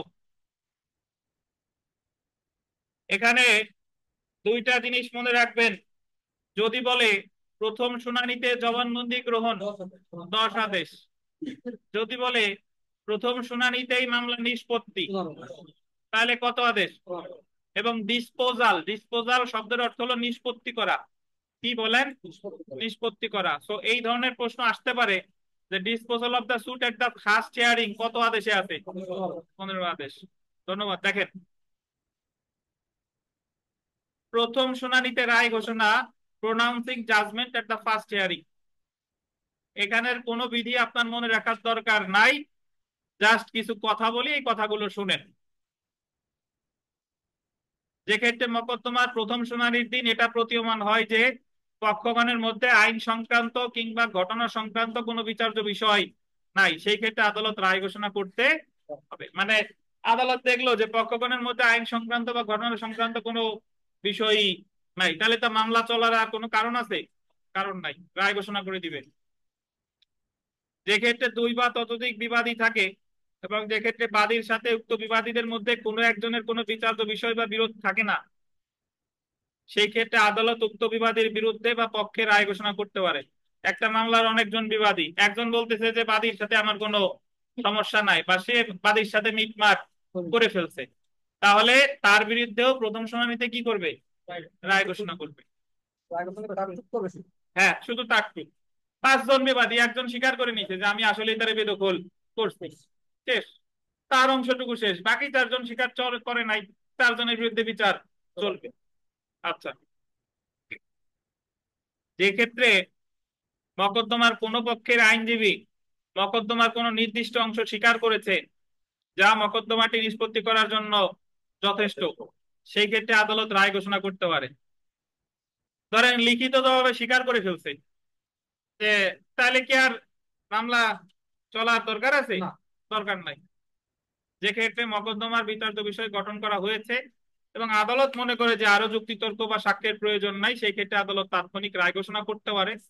যে ক্ষেত্রে মকদ্দমার চূড়ান্ত নিষ্পত্তির জন্য সমন দেওয়া হয়েছে বা কোনো পক্ষ যে সকল সাক্ষীর উপর নির্ভর করে সেটা দাখিল করতে কোনো কারণ ছাড়া উপস্থিত হতে ব্যর্থ হয়েছে, সেই ক্ষেত্রে আদালত তাৎক্ষণিক রায় ঘোষণা করতে পারে। এই পয়েন্টগুলা পড়ে আপনার মনে অনেকগুলো প্রশ্নের উদ্ভব হতে পারে। এখন এই প্রশ্নগুলার উত্তর খুঁজতে গেলে আমার একটা হিউজ অ্যামাউন্ট অফ টাইমের প্রয়োজন, যে ক্ষেত্রে আপনি অন্য কোনো বিষয় পড়তে পারবেন না। তো আমার যা দরকার তাই করি, যে প্রথম শুনানিতে রায় ঘোষণা কত? 15 আদেশ। যদি কোনো বিচার্য বিষয় না থাকে, যদি কেউ স্বীকার করে নেয় বা যদি অন্য আর্জির মাধ্যমে বা লিখিত জবাবের মাধ্যমে স্বীকার করে নেয়, তাহলে রায় ঘোষণা করবে কত আদেশ? 15 আদেশ। কাহিনী শেষ। কোনোদিন প্রশ্ন আসে নাই, যদি প্রশ্ন আসে সেলফ প্র্যাকটিসের 1 নাম্বার প্রশ্ন এরকম আসতে পারে, দেখেন দেওয়ানি কার্যবিধির কত আদেশ অনুযায়ী আদালত প্রথম শুনানিতে মকদ্দমা নিষ্পত্তি করতে পারে? কত? ধন্যবাদ।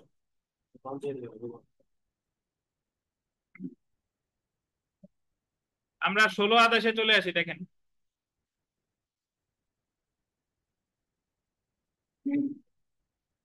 এইভাবে চিন্তা করেন। প্রথমে আমরা জানছিলাম দেওয়ানি আদালত কয় প্রকার, দেওয়ানি আদালতের এখতিয়ার জানছিলাম। এরপরে আমরা জানলাম দেওয়ানি মামলা দায়ের করে আরজি দাখিলের মাধ্যমে 4 আদেশ। আরজিতে কি কি থাকা লাগবে? 7 আদেশ, 6-7। আচ্ছা, সমন আছে কততে? 5। সমনের পর কত? লিখিত জবাব 8। এডিআর 89 ক 89 খ। ব্যর্থ হলে বা অনুপস্থিত থাকলে আদেশ কত? 9। আসছে এডিআর ব্যর্থ হয়েছে, ইস্যু গঠন আদেশ কত? 14। ইস্যু গঠনের 10 দিনের মধ্যে 30 ধারা বা আদেশ কত? 11। আচ্ছা, ইস্যু গঠনের 120 দিনের মধ্যে পারমেন্টরি হিয়ারিং এর দিন নির্ধারণ 14 আদেশে কত বিধি? 8। এখন চূড়ান্ত শুনানির দিন যদি নির্ধারণ হয়ে যায়, তাহলে সাক্ষীরই দিতে হবে কি? সমন। যে তুমি আইসা সাক্ষ্য প্রদান করে যাও। এই যে যে সাক্ষীর যে সমন দিবে, এটা বলছে 16 আদেশে। কত আদেশ বলেন? 16 আদেশ। দেখেন, সাক্ষীর প্রতি সমন এবং সাক্ষীর উপস্থিতি, সামনিং এন্ড অ্যাটেন্ডেন্স অফ উইটনেসেস। দেখেন, ধারা 30 থেকে 32 আর আদেশ কত? 16। বিজু সাহেব ওটা একটু ঠেলে দিয়ে ও যাওয়ার পরে দেখেন। তাহলে সরাসরি একটু পরে দেখেন 32 ও 33 ধারায় উল্লেখিত ক্ষেত্রে কোনো দলিল দাখিল করতে বা সাক্ষী দিতে কোনো ব্যক্তিকে হাজির হতে বাধ্য করতে। 33 ধারা না, জাস্ট 32 মনে রাখেন। কত? 30 আর 32 হলে সঠিক হয়। 33 ভুল করে লাগছে। 33 ধারায় কি আছে বলেন তো, মনে আছে? আগে দিবে রায়, পরে দিবে ডিগ্রি। এই কথাটা বলছে কততে? 33 ধারায়। 16 আদেশের এক বিধি অনুসারে সাক্ষ্যদান বা দলিল দাখিলের জন্য যে ব্যক্তির উপস্থিতি অপরিহার্য, সেই ব্যক্তির উপস্থিতির জন্য তারা বরাবর সমন দিতে মকদ্দমা সংশ্লিষ্ট পক্ষ আবেদন করতে পারবে। এমন আবেদনের সাথে সাক্ষীর খরচ জমা দিতে হবে, এগুলো দরকার নাই। সরাসরি যেটা দরকার সেটা একটু দেখি। সাক্ষীর সমন কত আদেশ? 16 আদেশ। 16 আদেশের 10টা আবার মনে রাখতে হবে। এই জায়গা দেখেন, সমন প্রতিপালন করতে ব্যর্থ হলে তখনকার পদ্ধতি। আপনি জানেন যে সাক্ষীর সমন দিবে 16 আদেশ অনুসারে। এখন সে সমন অনুসারে হাজির হয় নাই বা কোনো দলিল দাখিল করে নাই, তখন তার বিরুদ্ধে কি করবে? এটা বলছে কত আদেশে? 16 আদেশের 10 বিধি। কত বিধি বলেন? 10 বিধি।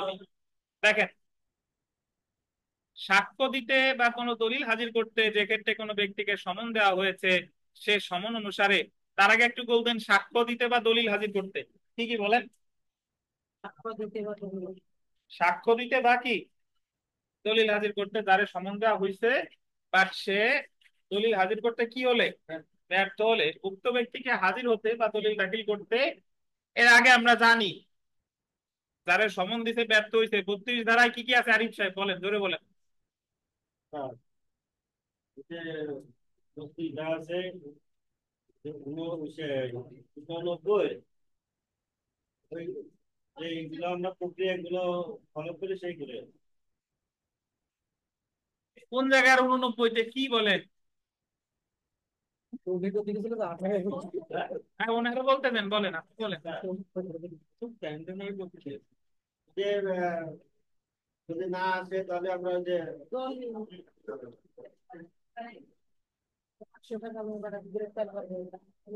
আপনারা যা করা দরকার তা করতে পারতেছি না আমি। আটক করবে না। এই থামেন, কইছি উনারে, আপনি আবার উত্তর দেন কেন?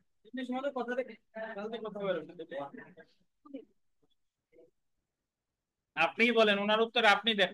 যে দলিল হাজির করতে না পারলে আমি বলে দিই 32 ধারায় কি কি করা যায়, বলেন,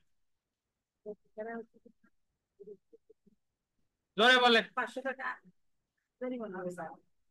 আর আর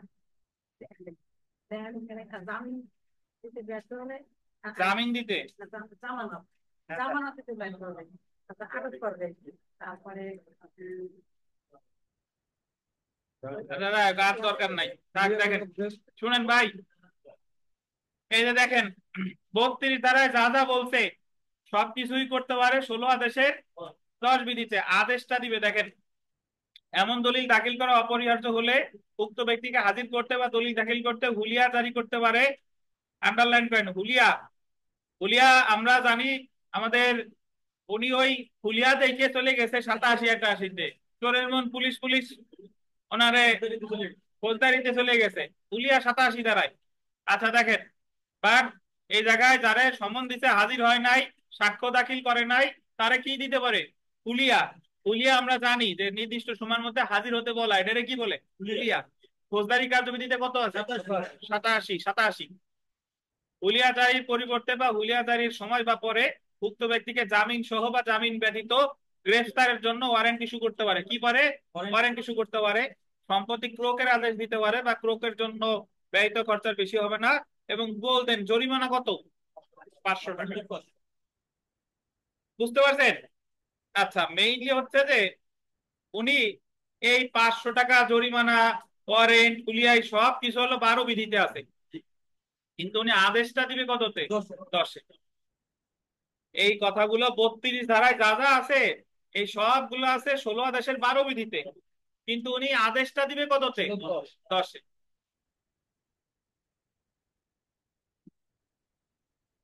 16 আদেশের 10 বিধি হলো আপিলযোগ্য আদেশ। কি বলেন? আপিলযোগ্য আদেশ। 16 আদেশের 10 বিধিতে যদি কাউকে কোনো আদেশ দেওয়া হয়, সেটা হলো কি আদেশ? আপিলযোগ্য। তাইলে আমরা আরো একটা আপিলযোগ্য আদেশ পেলাম। রুবেল, আমরা এখন পর্যন্ত কয়টা আপিলযোগ্য আদেশ পাইছি বলেন? শুরুতে বলেন, রুবেলটা বলতে দেন। তারপরে 11-21,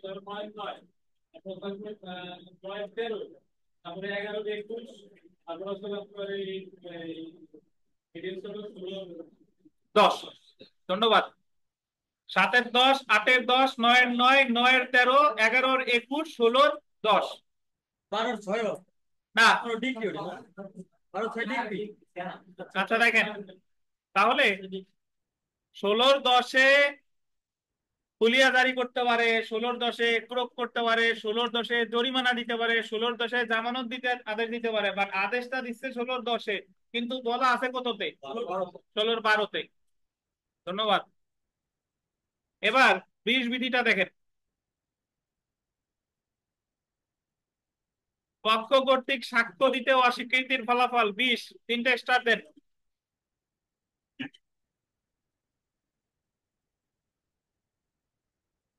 আদালত সাক্ষীরে সমন দিছে, আসছে, আসার পরে এখন সে আর কথা বলবে না,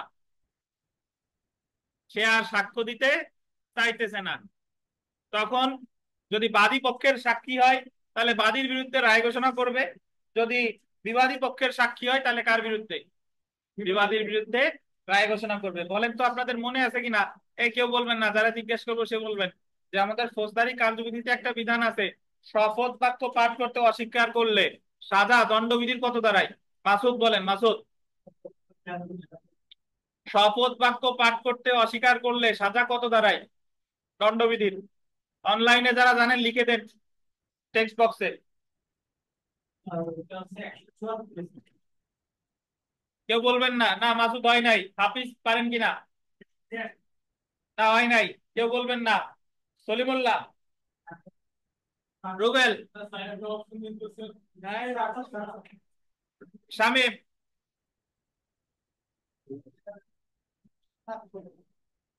আরিফ সাহেব, মাসুদ আপনি তো মানে আদেশ বন্ধ করেন। যে পারেন তো না পারেন না, দ্বিতীয়বার আবার উচ্চারণ করেন কেন? 178 ধারা, 178 ধারা।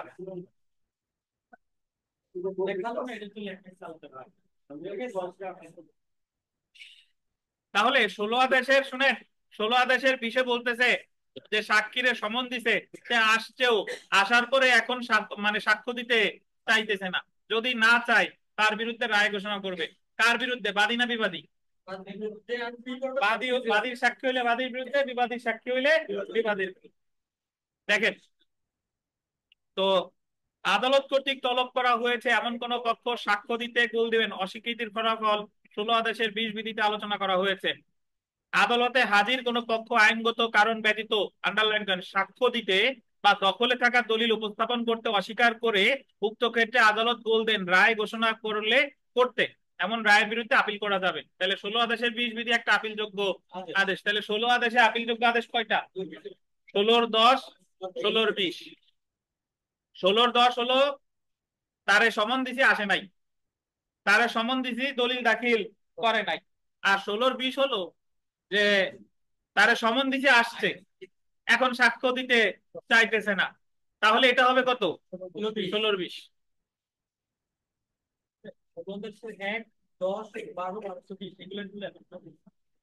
দরকার নাই, 10-20 মনে রাখেন, 10-12-20। শুনেন, আপনারা পক্ষীরাজ নাটক দেখছেন? হ্যাঁ, দেখেন নাই? এখনকার নাটক তো ওই আগের নাটক দেখেন, ইউটিউবে মাঝে মাঝে সার্চ দিলে যায় দেখেন পক্ষীরাজ, মানে চ্যানেল আই থেকে একদল সাংবাদিক যাচ্ছে দুর্গম গ্রাম্য এলাকায়। তারা শুনছে যে একজন লোক পাখির ভাষা বোঝে, কাকের ভাষা, অন্যান্য যার ভাষা আছে ভাষা বোঝে। এখন তারে যখন অনেক কষ্ট করে তার সামনে গেছে, যাওয়ার পরে যখন ডাক্তার ইজাজুল ইসলাম, উনি হলো সাংবাদিক, উনি জিজ্ঞেস করে যে পক্ষীরা আসলে সব কিছু বুঝাই টুজাই দেয়, যখন প্রশ্ন করে তখন সে ক্যামেরার সামনে চুপ, আর কোনো কথা বলে না। ক্যামেরা যখন অফ করে তখন আবার কথা বলে। তাহলে উনি কত ধারায় অপরাধ করতে বলেন? এই যে 16-20 রায় ঘোষণা করে, মানে আপনি আসছেন আদালতে বাট এখন আর কথা বলতে চাইতেছেন না। দেখেন, জেনে রাখা ভালো।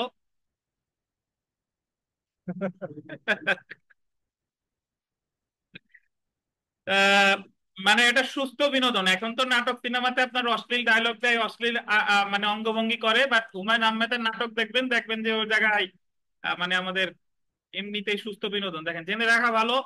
আদালতের আদেশ অনুযায়ী সাক্ষী হাজির হতে ব্যর্থ হলে আদালত অনধিক কত টাকা? 500 টাকা জরিমানা আরোপ করতে পারে। 16 আদেশের কত বিধিতে? 12 বিধিতে। আদেশটা দিচ্ছে 10-এ, কিন্তু কথা বলা আছে কততে? 12-তে। 16 আদেশের 10 এবং 20 বিধির অধীন প্রদত্ত কোন আদেশের বিরুদ্ধে কি করা যায়? আপিল করা যায়।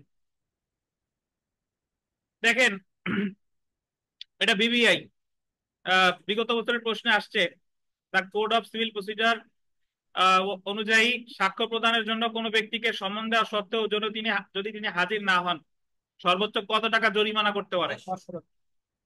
কত টাকা? 500 টাকা। জি। 2 নাম্বার দেখেন যে একই প্রশ্ন, জরিমানা কত টাকা? 500 টাকা। তাহলে বিথিকা তো আমার কাছাকাছি আছেন, বিথিকা বলেন এই যে 500 টাকা জরিমানা, এটা কত ধারায় বলছে আর আদেশ বলছে কততে, এটা বলেন বিথিকা। পারলে আপনার কার জন্য 20 টাকা পুরস্কার। বলেন কত ধারায় বলছে আর কত আদেশে বলছে? 500 টাকা যে জরিমানা, কত ধারায় বলছে আর কত আদেশে বলছে? মাইনে নিলাম 16 আদেশ, আর ধারা কত?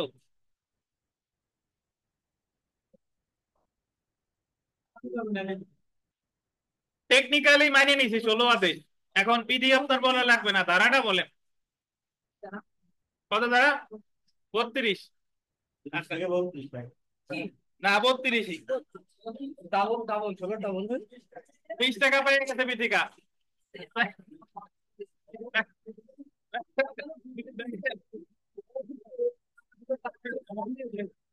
আচ্ছা, দেখেন। আচ্ছা, দেখেন। আচ্ছা, ধন্যবাদ ভাই। 17 আদেশ, 17 আদেশ।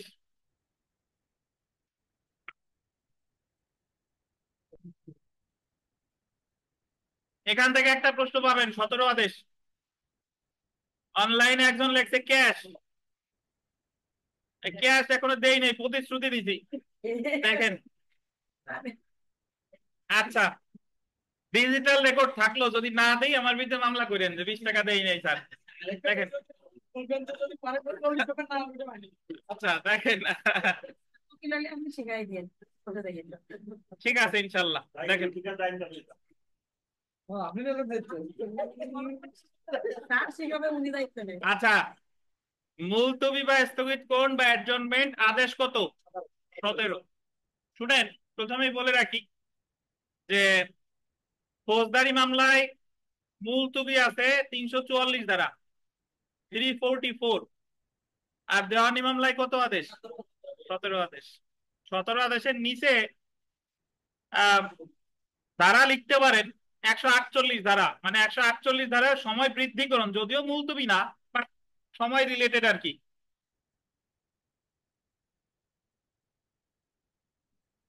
তা শুনেন, নর্মালি যারা কোর্ট কাছারিতে যায় তারা জানি যে সময়ের আবেদন মঞ্জুর হইলে, না মঞ্জুর হইলে আমরা কিছু করি না, মঞ্জুর না মঞ্জুর কোনো স্টেপ গ্রহণ করি না। বাট পরীক্ষায় যদি প্রশ্ন আসে যে সময়ের আবেদন মঞ্জুর বা না মঞ্জুর হইলে সংক্ষুব্ধ পক্ষের প্রতিকার কি? রিভিশন। এটা দেওয়ানি মামলা হোক আর এটা ফৌজদারি মামলা হোক, সময়ের আবেদন মঞ্জুর হোক বা না মঞ্জুর হোক, প্রতিকার হলো কি? রিভিশন। রিভিশন। কথা শেষ। এখন হৃদয় সাহেব বলেন তো, মুলতবি বলতে আপনি কি বুঝেন? কখন একটা মামলা স্থগিত করার দরকার হয় একটু যদি বলতেন।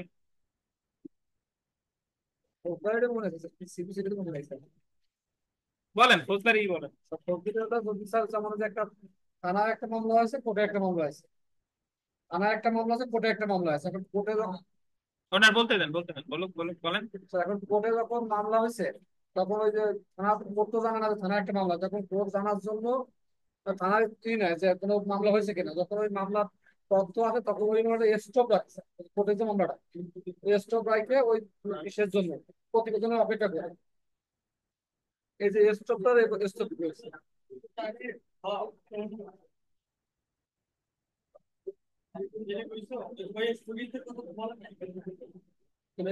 শুনেন ভাই, শুনেন।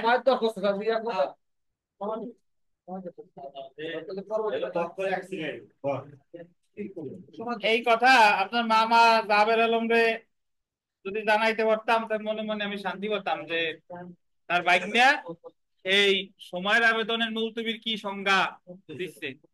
কোর্ট কাছারিতে যারা সবচেয়ে দরখাস্ত যেটা বেশি হয় সেটা কিসের দরখাস্ত বলে? সময়ের আবেদন। কি হয়েছে?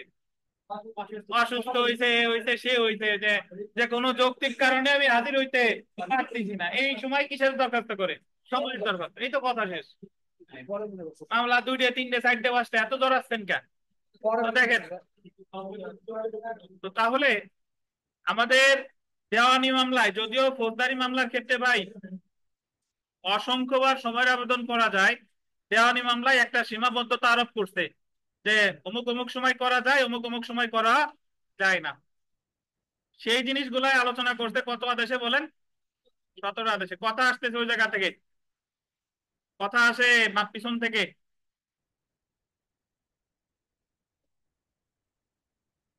দেখেন, ভালো কেউ না থাকলে যাই ছাদ থেকে হেঁটে আসেন।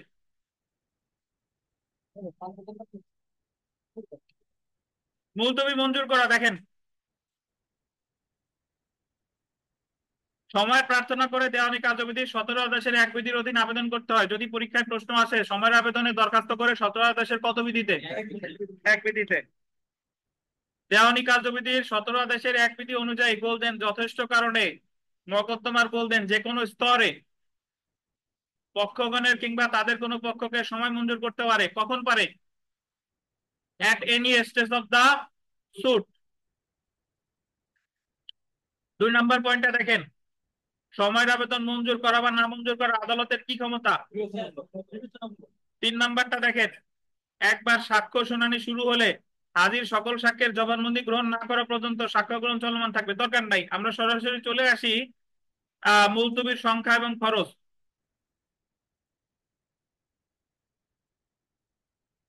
মুলতবির সংখ্যা ও খরচ কত হবে সেটা মূলত বলতেন দুইটি বিষয় উপর নির্ভর করে। আচ্ছা, এগুলো দরকার নেই, একেবারে সবশেষের পয়েন্টটা দেখেন। 17 বিধিতে সুস্পষ্ট মুলতবির ক্ষেত্রে বলতেন দুইটি পর্যায়ে উল্লেখ আছে। 17 বিধিতে সময়ের আবেদন যে আপনি করবেন কয়টা পর্যায়ে ভাগ করছে? দুইটা পর্যায়ে। একটা দেখেন চূড়ান্ত শুনানির পূর্বে, অ্যাডজর্নমেন্ট বিফোর পারেন্টরি হিয়ারিং। আর একটা হলো চূড়ান্ত শুনানি পর্যায়ে, এট দা পারেন্টরি হিয়ারিং। আলামিন বলেন তো চূড়ান্ত শুনানির পূর্বে মানে কখন? চূড়ান্ত শুনানির পূর্বে চার্জ গঠনের কাগজ দিছি। চূড়ান্ত শুনানির পূর্বে মানে হলো সাক্ষ্য গ্রহণের পূর্বে। আর চূড়ান্ত শুনানির পর্যায়ে মানে কি? সাক্ষ্য গ্রহণ শুরু হয়ে গেছে। সাক্ষ্য গ্রহণ শুরু হয়ে গেছে। মাসুদ, যদি লাইট দরকার হয় ওই যে লাইট লাগানো হয়েছে, লাইন এটাও ঠিক করা হয়েছে। আচ্ছা, এখন দেখেন যে জিনিসটা আমার মনে রাখতে হবে, যদি পরীক্ষায় বলে যে সময়ের আবেদনের পর্যায়কে কয় ভাগে ভাগ করা হয়েছে? দুই ভাগে। একটা হলো চূড়ান্ত শুনানির পূর্বে, আর একটা কি বলেন? চূড়ান্ত শুনানি পর্যায়ে। ঠিক আছে? আচ্ছা, প্রথমে আমরা চলে আসি চূড়ান্ত শুনানি পূর্বে, বিফোর পারেন্টরি হিয়ারিং। 17 আদেশের 1-3। চূড়ান্ত শুনানির পূর্বে আদালত বলতেন বিনা খরচায় মকদ্দমার গোল দিবেন যে কোনো পক্ষকে অনধিক 6টি মুলতবি মঞ্জুর করতে পারে। আদালত বিনা খরচায় বলতেছেন, বিনা খরচায় কোন পক্ষরে? যে কোনো পক্ষ বলতে কারে কারে বোঝায়? বাদী বা বিবাদী। কয়টা মুলতবি? চূড়ান্ত শুনানির পূর্বে বাদী পারে সময়ের আবেদন খরচা ছাড়া বাদীর পক্ষে কয়টা? 6টা। বিবাদীর পক্ষে কয়টা? তাহলে আমি এভাবে বলতে পারি, সবাই মনোযোগ দেন। চূড়ান্ত শুনানির পূর্বে তাহলে উভয় পক্ষের অনুকূলে কয়টা? বাদীর পক্ষে 6টা, বিবাদীর পক্ষে 6টা। কোনো খরচ লাগবে? লাগবে না।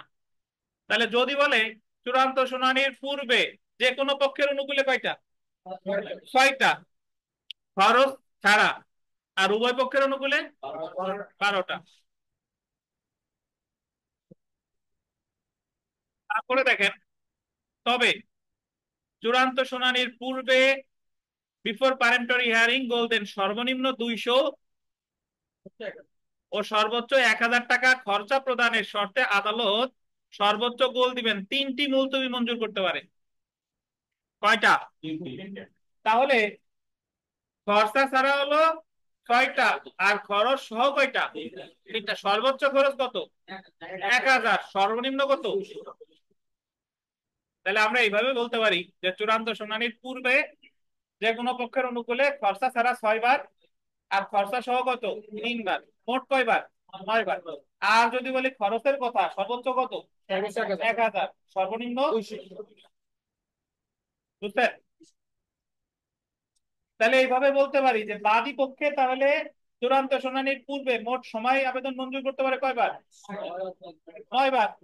আর বিবাদী পক্ষে কয়বার? আর উভয় পক্ষের অনুকূলে 18 বার। বুঝতে? আচ্ছা, সুতরাং চূড়ান্ত শুনানির আগে আদালত প্রত্যেক পক্ষকে খরচ ছাড়া 6টি মুলতবি মঞ্জুর করতে পারে এবং খরচ সহ 3টি করতে পারে। অর্থাৎ চূড়ান্ত শুনানির পূর্বে প্রত্যেক পক্ষকে খরচ বাদে কয়টা? 6টা। আর খরচ সহ কয়টা? 3টি। মোট কয়টা?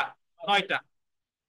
এবং দেখেন, যে পক্ষ এমন মুলতবি প্রার্থনা করে সেই পক্ষ অপর পক্ষকে আদালত কর্তৃক বল দিবেন নির্ধারিত সময়ের মধ্যে এমন খরচা প্রদান করবে। এমন খরচা বাদী প্রদান করতে ব্যর্থ হলে আন্ডারলাইন করেন বাদীর মামলা খারিজ হবে। আর বিবাদী ব্যর্থ হলে বিবাদীর মামলায় একতরফা নিষ্পত্তি হবে। একটু বুঝেন, বুঝার আছে? বাদী সময়ের আবেদন করছে, বাদীরে বললো বাদী তোমার সময়ের আবেদন মঞ্জুর করতে পারি, তুমি অ্যাডজর্নমেন্ট কস্ট 500 টাকা দিবা বিবাদীরে। বাদী বিবাদীরে খরচ দেয় নাই, বাদীর মামলা হবে কি? খারিজ। বিবাদী আবেদন করছিল, বিবাদীরে বলছে তুমি খরচ দিবা বাদীরে, বিবাদী খরচ দেয় নাই, বিবাদীর মামলা হবে কি? একতরফা নিষ্পত্তি। কথা বলবেন না। এখন পর্যন্ত আমরা 2 জায়গায় একতরফা নিষ্পত্তি পাইছি, কেউ বলবেন না।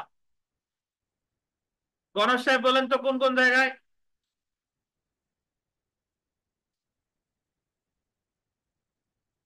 অনলাইনে যারা জানেন টেক্সট বক্সে লিখে দেখেন 2 জায়গায় একতরফা নিষ্পত্তি হয়েছে, কোন কোন জায়গায় লিখে দেন অনলাইনের বাইরে কোনেরা।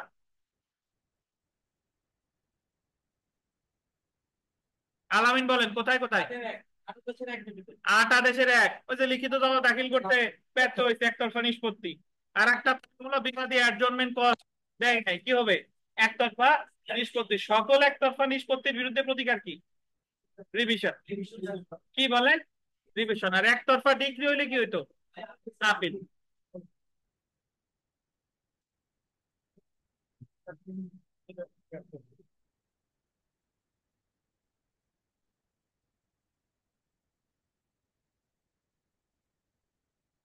আচ্ছা, এরপরে আমরা চূড়ান্ত শুনানি পর্যায়ে আসি।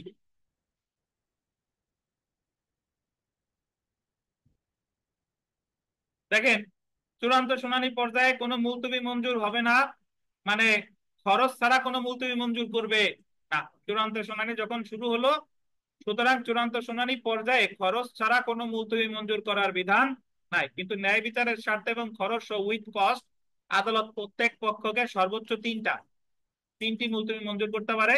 তার মানে বাদীর পক্ষে 3টা, বিবাদীর পক্ষে 3টা। খরচ সহ, খরচ কত? সর্বনিম্ন 200, সর্বোচ্চ কত? 1000। তাহলে আমরা এই সবটা দেখি এখানে দেখেন, এবং ফলাফল একই। বাদী ব্যর্থ হইলে মামলা খারিজ, বিবাদী ব্যর্থ হলে একতরফা কি? নিষ্পত্তি।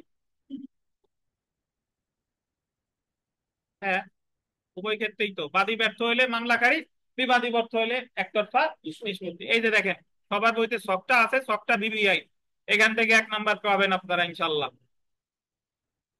চূড়ান্ত শুনানির পূর্বে মুলতবি প্রত্যেক পক্ষ খরচ ছাড়া 6টা, খরচ সহ কয়টা? 3টা। চূড়ান্ত শুনানির পূর্বে, তাহলে মোট হলো কয়টা? যে কোনো পক্ষের অনুকূলে 9টা। সর্বোচ্চ খরচ 1000, সর্বনিম্ন কত? 200। 200 থেকে 1000, 200 আর 1000 ফিক্স না কিন্তু, 201 থেকে 1000, বাট 200-র নিচে হবে না। আচ্ছা, আর চূড়ান্ত শুনানির পর্যায়ে মুলতবি খরচ ছাড়া কি? একটিও না, খরচ সহ কয়টা? 3টা। তাহলে সর্বোচ্চ কয়টা? 3টা। এ জায়গায় সর্বোচ্চ খরচ কত? 1000, আর সর্বনিম্ন কত? তাহলে শাহ আলম সাহেব বলেন দি, শাহ আলম সাহেব, যে একটা মামলায় বাদী পক্ষে আদালত মোট কয়টা মুলতবি আবেদন মঞ্জুর করতে পারে একটা মামলায় রায়ের আগ পর্যন্ত? কেমনে হিসাব বুঝাই দেন, মিলাই দেন। পূর্বে খরচ সহ 6টা, হ্যাঁ খরচ সহ 6টা, হ্যাঁ 3টা, 9টা। হ্যাঁ। আর পরবর্তীতে পর্যায়ে যায় হুম। খরচ সহ 3টা, মোট কয়টা? 11টা। 12টা। তাহলে বিবাদী পক্ষে কয়টা? 12টা। তাহলে একটা মামলায় সর্বমোট সময়ের আবেদন বাদী বা বিবাদী খরচ সহ খরচ ছাড়া উভয় পর্যায়ে মঞ্জুর করবে মোট কয়বার? 24 বার। এখন আপনাদের অনেকের মনে প্রশ্ন আসতে পারে যে 24 বারই যদি মাত্র মুলতবি করে তাহলে একটা মামলা 30-40 বছর চলে কেমনে? এই প্রশ্ন আসছে না? যে মোট তো 40 বারই 24 বারই করে, কিন্তু 30-40 বার মানে 30-40 বছরে তো কোনো মামলা চলতেছে, এটা তো আদালত করে। এটা তো পক্ষগণের আবেদন, এখন সাক্ষ্য গ্রহণ শেষ হয়নি, এটা তো আদালতে বলবে যে পরের তারিখ শুনানি। কিন্তু উভয় পক্ষ চাইতে পারবে সময়, এর বেশি পারবে না। বুঝেন নাই? তো তাহলে আমার মনে রাখতে হবে অ্যাডজনমেন্ট কস্ট সর্বোচ্চ কত? 1000। সর্বনিম্ন কত? 200। অ্যাডজনমেন্ট কস্ট না দিলে কি হবে? বাদীর মামলা খারিজ অথবা একতরফা নিষ্পত্তি, বিবাদীর হবে একতরফা নিষ্পত্তি। আশা করি বুঝতে পারছেন। এখন ভাই আমার যে জিনিসটা জানতে হবে যে যদি কেউ অ্যাডজনমেন্ট কস্ট দিতে ব্যর্থ হয় তার প্রতিকার কি? প্রথমেই লিখে রাখেন, মামলা খারিজ হোক বা একতরফা নিষ্পত্তি হোক, প্রতিকার হলো রিভিশন। সরাসরি কি রিভিশন। অ্যাডজনমেন্ট কস্ট দিতে আপনি আরো ভালো হয় যে 17 আদেশে কোনো আপিলযোগ্য আদেশ নাই, 17 আদেশে মঞ্জুর হোক না মঞ্জুর হোক সবসময় কি রিভিশন।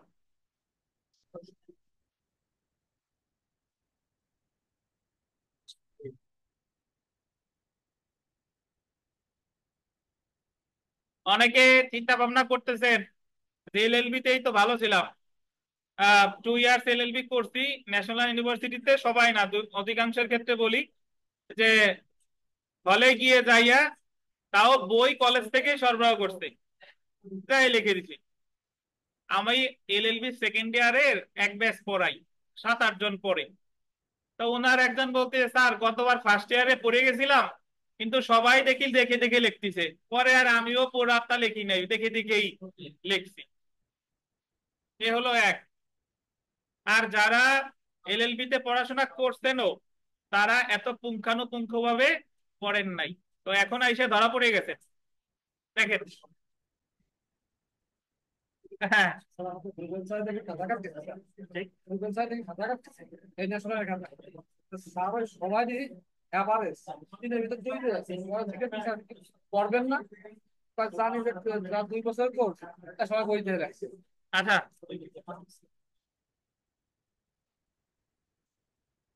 একজন প্রশ্ন করছে যে স্যার চূড়ান্ত শুনানির পূর্বে উভয় পক্ষ কতবার মুলতবি টাকা ছাড়া চাইতে পারে?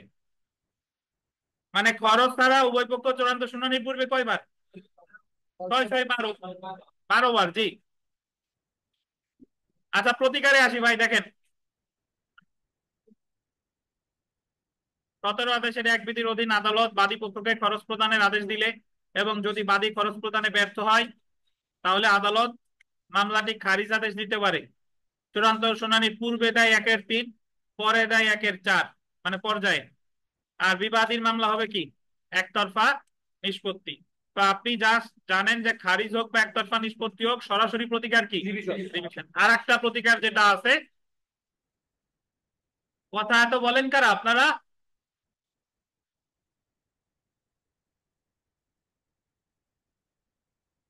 17 আদেশের 1-এর উপবিধি 7 নতুন বইতে টোটালি ভুল, এইরকম কোনো কথা নাই।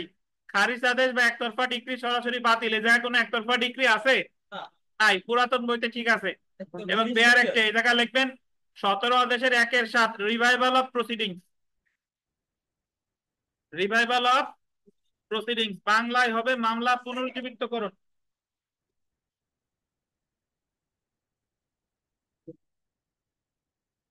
মামলা খারিজ হইলে বা একতরফা নিষ্পত্তি হইলে প্রতিকার কি রিভাইভাল অফ প্রসিডিংস। কি হবে বাংলা কি?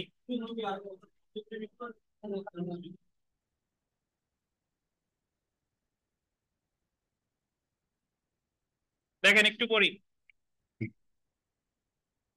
মুলতবি খরচে ব্যর্থতার কারণে মকদ্দমাটি খারিজ হলে বা একতরফা ডিক্রি হলে, একতরফা ডিক্রি না, এটা ভুল আছে টোটালি।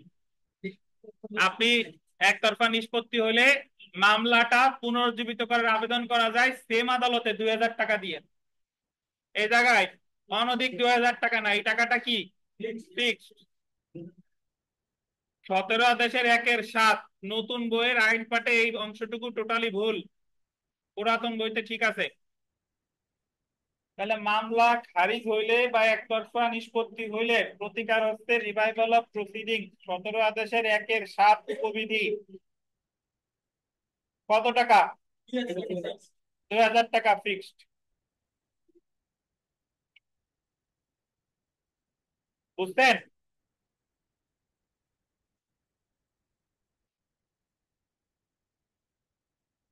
একের সাথে যদি মামলা পুনরুজ্জীবিত না করে তাইলে প্রতিকার কি?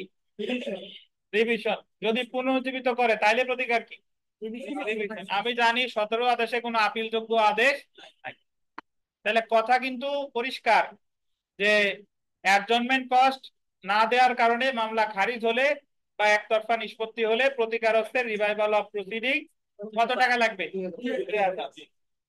এখন পরীক্ষায় যদি প্রশ্ন আসে যে সর্বোচ্চ অ্যাডজনমেন্ট কস্ট কত, সর্বোচ্চ অ্যাডজনমেন্ট কস্ট 2000 না 1000, আর পুনরুজ্জীবিত করার যে ফি এটা হচ্ছে 2000। বুঝতেন? তো সর্বোচ্চ অ্যাডজনমেন্ট কস্ট 2000 লিখবেন না, সর্বোচ্চ অ্যাডজনমেন্ট কস্ট কত?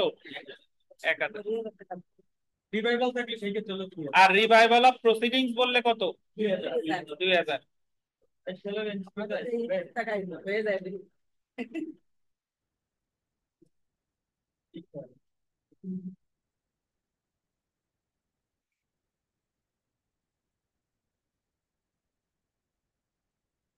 ষোলো বিজিএস পরীক্ষা একটা প্রশ্ন আসছে, এটা আপনাদের জন্য বিবিআই, এটা একটু জানতে হবে। স্ক্রিনে আছে, পুরাতন বইতে নাই।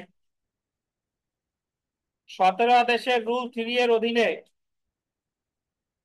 খারিজ হওয়া কোনো মকদ্দমা রুল 7 এর অধীনে, প্রথমত রুল 3 নাই 17 আদেশের, এটা হবে রুল 1-3। 17 আদেশে মোট বিধি আছে 2টা, 1 আর 2। তো উনি 3 পালো কোন জায়গা? 3 তো নাই। এটা হবে কত? 1-3 কোনো খারিজ হওয়া কোনো মকদ্দমা রুল 7 এর অধীনে, রুল 7 মানে হলো 1-7 পূরণ করলে সরাসরি পুনর্জীবিত করতে আদালত বাধ্য। সেটা হলো বাধ্য, মানে 17 আদেশের 1-7 যদি আপনি 2000 টাকা দেন, আদালত এটা করতে কি, পুনর্জীবিত করতে কি লেখা?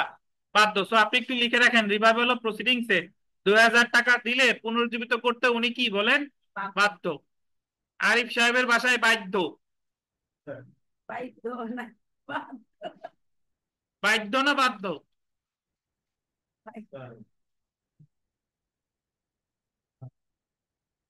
কথা বুঝেন না মনে হয়।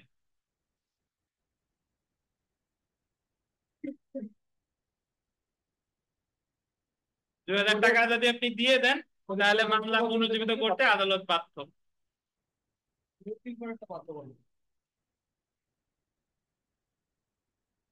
তাই বা মাত্র ও আর বাহককে দিতে বাধ্য। কোথায় লেখা আছে বলেন? টাকার উপর। জি ভাই, বাহ, দেখেন। এখন একটু আগে একজন প্রশ্ন করছে যে সময়ের আবেদন আদালত মঞ্জুর করলো, পরের তারিখে যদি বাদী বা বিবাদী আসে নাই তাইলে কি হবে? তাইলে 9 আদেশ আছে না, 9 আদেশ বাদী হাজির না হইলে কি হয়? মামলা খারিজ। বিবাদী হাজির না হইলে মামলা কি হয়? কথা সিম্পল, এটা আছে 17 আদেশের 2-এ। 17 আদেশের খুব সংক্ষেপে 17 আদেশ মাগরিবের বিরতি যাওয়ার আগে বলে দিই, শুনেন যে সময়ের আবেদন কত আদেশ? 17 আদেশের 2টা পর্যায়। চূড়ান্ত শুনানির পূর্বে 17 আদেশের 1-3, চূড়ান্ত শুনানি পর্যায়ে 17 আদেশের 1-4। চূড়ান্ত শুনানির পূর্বে যে কোনো পক্ষের অনুকূলে খরচ ছাড়া 6 বার, খরচ সহ 3 বার। সর্বোচ্চ খরচ 1000, সর্বনিম্ন কত? 200। চূড়ান্ত শুনানির পর্যায়ে যে কোনো পক্ষের অনুকূলে খরচ ছাড়া একবারও মঞ্জুর করবে না। খরচ সহ কয়বার? 3 বার। সর্বোচ্চ খরচ কত? 1000, সর্বনিম্ন কত? 200। এই খরচ যদি বাদী দিতে ব্যর্থ হয় পূর্বে বা পর্যায়ে, বাদীর মামলা খারিজ। বিবাদী দিতে ব্যর্থ হইলে তখন 1 লক্ষ নিষ্পত্তি। এই দুইটার বিরুদ্ধে প্রথম প্রতিকার উচ্চ আদালতে রিভিশন। যদি আপনি রিভিশন না করেন তাহলে 17 আদেশের 1-এর সাথে রিভাইভাল অফ প্রসিডিংস এর আবেদন করবেন। কত টাকা? 2000 টাকা, ঠিক আছে। এবং এটা মঞ্জুর করতে আদালত বাধ্য। কতদিন? 30 দিন। 3টা গোল দেন, কত দিন? 30 দিন মঞ্জুর করতে আদালত বাধ্য। এবং সময়ের আবেদনের পরে পরবর্তী তারিখে যদি তারা হাজির না হয় তাহলে কোন আদেশ ফলো করা হবে? 9 আদেশ। কোন আদেশ?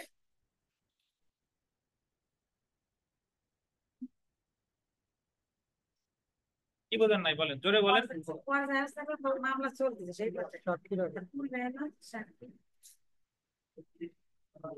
বার কাউন্সিল পরীক্ষার পূর্বে মানে এই সময়, আর বার কাউন্সিল পরীক্ষার পর্যায়ে মানে হলো ওই 1 ঘন্টা, আর বার কাউন্সিল পরীক্ষার পরে ওই 1 ঘন্টার পরে। বুঝছেন? বিবাহের পূর্বে যখন আপনি অবিবাহিত ছিলেন আর এখন বৈবাহিক পর্যায়ে আছেন,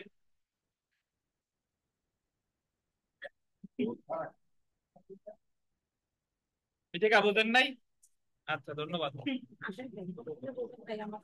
বাস্তব উদাহরণ দিয়ে দিয়ে বুঝাচ্ছি, এরপরে যদি না বুঝেন দেখেন যে প্রশ্নটা দারুণ আসছিল বিবিআই, দেখেন এখানে একটা জিনিস মনে রাখবেন, কই সেটা কই খুঁজে পাই না, যে উভয় পক্ষের যদি খরচে দেওয়ার আদেশ দেয় তাহলে পাবে কে?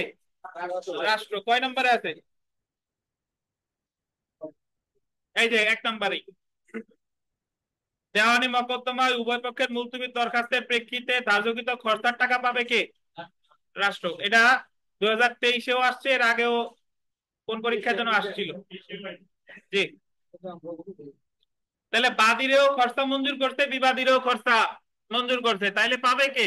রাষ্ট্র। এখন এই জায়গায় একটা মজার প্রশ্ন আপনাদের মনে আসবে, আমি উত্তর দিয়ে দিই। ভাববেন যে এক পক্ষ তো সময় চাইছে, তাহলে আর এক পক্ষের সময় চাওয়ার দরকার ছিল কি? উভয় পক্ষ সময় চাইলে টাকাটা তো আদালত যদি বলে বাদীও দিবা বিবাদীও দিবা, পাবে কে? রাষ্ট্র। এখন আপনার মনে এইভাবে প্রশ্নের উদ্রেক হবে যে বাদী যেহেতু সময় চাইছে তাহলে বিবাদী সময় না চাইলেও তো হতো। এই মনে আসছে না? আসছে কিনা? না, এইভাবে চিন্তা করেন, বাদীও অসুস্থ, সেও সময়ের আবেদন করছে, আর ওই দিন বিবাদীও অসুস্থ, সেও আসতে পারে নাই, তাহলে দুইজনেরই তো সময়ের আবেদন মঞ্জুর মানে করতে হবে দরখাস্ত। এবং যদি উভয়টাই মঞ্জুর করে এবং টাকাটা পাবে তাহলে কে? রাষ্ট্র। জি না, সময়ের আবেদনে উকিল সাহেব সাইন করবে না। সে কি আসছে? সে তো আসেই নাই। আপনি ধরেন বাদী দেখলো যে সময়ের আবেদন করছে, এখন আপনি চিন্তা করতেছেন আমি বিবাদী, আমি করব না। এখন আপনি বিবাদী না করেন তাহলে তো বাদীর সময় মঞ্জুর হলো, আপনি তো আসেন নাই, তাহলে তো আপনার, হ্যাঁ বুঝছেন? তাহলে বিষয়টা এরকম না যে, এভাবে চিন্তা করবেন না যে একজন যেহেতু চাইছে আমি না চাইলেই তো হচ্ছে, হচ্ছে না, উভয়েরই চাইতে হবে। বুঝছেন? ধন্যবাদ। নামাজের বিরতি, নামাজ শেষে আমরা শুরু করবো। জি।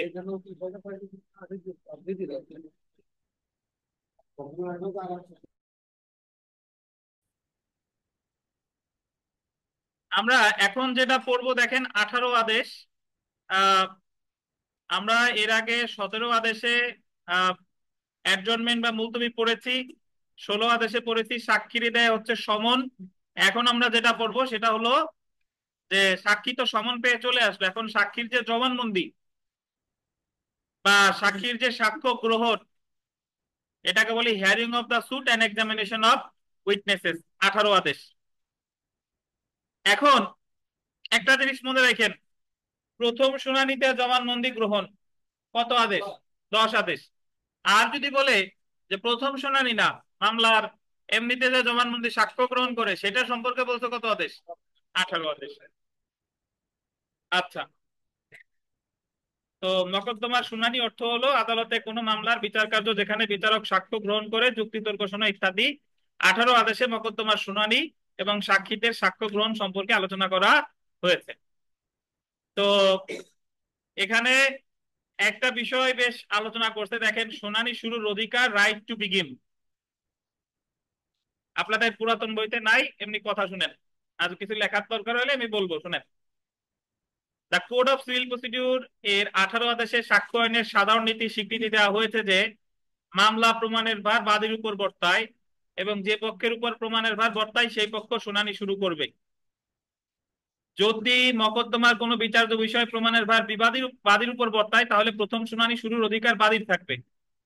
সাধারণ নিয়ম অনুসারে আন্ডারলাইন করেন বাদী প্রমাণ করবে। এই কারণে শুনানি শুরুর প্রাথমিক অধিকার বাদীর, আর দরকার নাই। আপনি জাস্ট মনে রাখবেন মামলায় প্রথম শুরু করবে কে, শুনানি শুরু করবে কে, বাদী। এরপরে অনেক পেছানো পেছানো অনেক কথা আছে, এগুলো আমাদের দরকার নেই, জাস্ট শিখে রাখেন শুনানি প্রথমে শুরু করবে কে, বাদী, কথা শেষ। তো আপনি 18 আদেশের ওখানে লিখে রাখতে পারেন যে বাদী প্রথমে শুনানি শুরু করবে। আচ্ছা, এরপরে এ জায়গায় আমরা সরাসরি চলে আসব। এই নতুন বইতে অনেক কিছু আছে, 2 বিধি 4 বিধি, এগুলো স্কিপ করে আমরা সরাসরি চলে আসি। লেখেন 18 আদেশের 17 বিধি। 18 আদেশের 17 বিধি তীর চিহ্ন দিয়ে লেখেন। আর আমি একটা কথা বলি, যারা পড়বেন আপাতত, যদি আগে আপনার এই যে যে বিধিগুলো আমি স্কিপ করছি, বাদ দিছি, যদি আগে আর আপনার পড়া থাকে পড়বেন, কিন্তু নতুন করে যে একেবারে ফার্স্ট টাইম সেইগুলা পড়তে যাবেন না। বুঝাইতে পারছি কথা? যদি মন চায় যে স্যার এটা বাদ দিল আমি একটু দেখি, তাহলে কিন্তু ধরা খাইছেন। বুঝতেন? যার পড়া আছে পড়বেন, না পড়া থাকলে আমি যা বলছি তাই, এর বাইরে যাবেন না।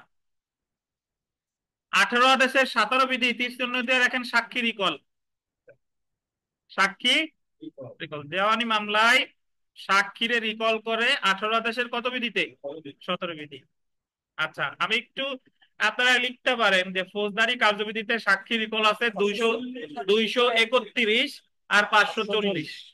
ফৌজদারি কার্যবিধিতে সাক্ষী রিকল কোথায় আছে, 231 আর 540 ধারা।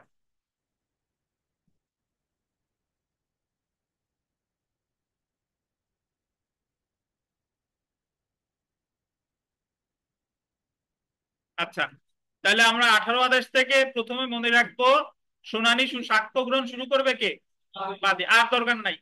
সাক্ষী রিকল কততে, 18 আদেশের 17। ঠিক আছে। আচ্ছা, বিধি 20 দেখেন। আচ্ছা, 17-র আগে একটু লেখেন 18 আদেশের 18 বিধিটা একটু শিখে আছে। 18 আদেশের 18 বিধি লেখেন। 18 আদেশের 18 বিধি,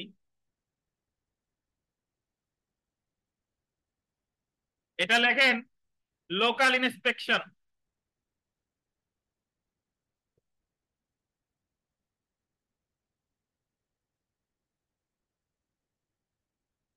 লোকাল ইন্সপেকশন বা স্থানীয় পরিদর্শন।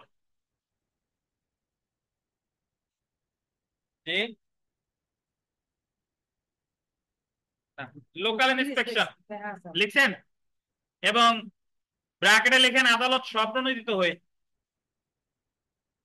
আদালত স্বপ্রণোদিত হয়ে।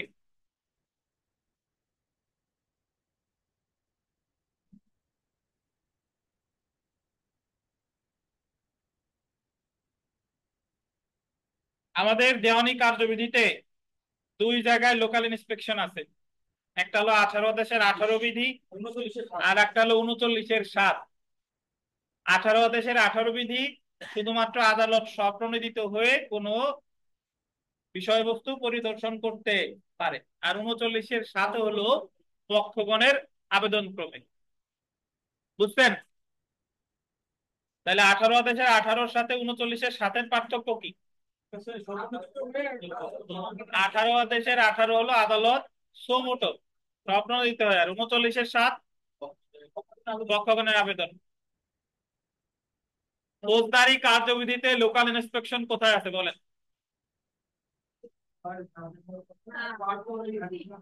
539-এর বি, 539 বি কি লিখে রাখেন যে সিআরপিসি তে আছে 539 কত বলেন, খ বা বি।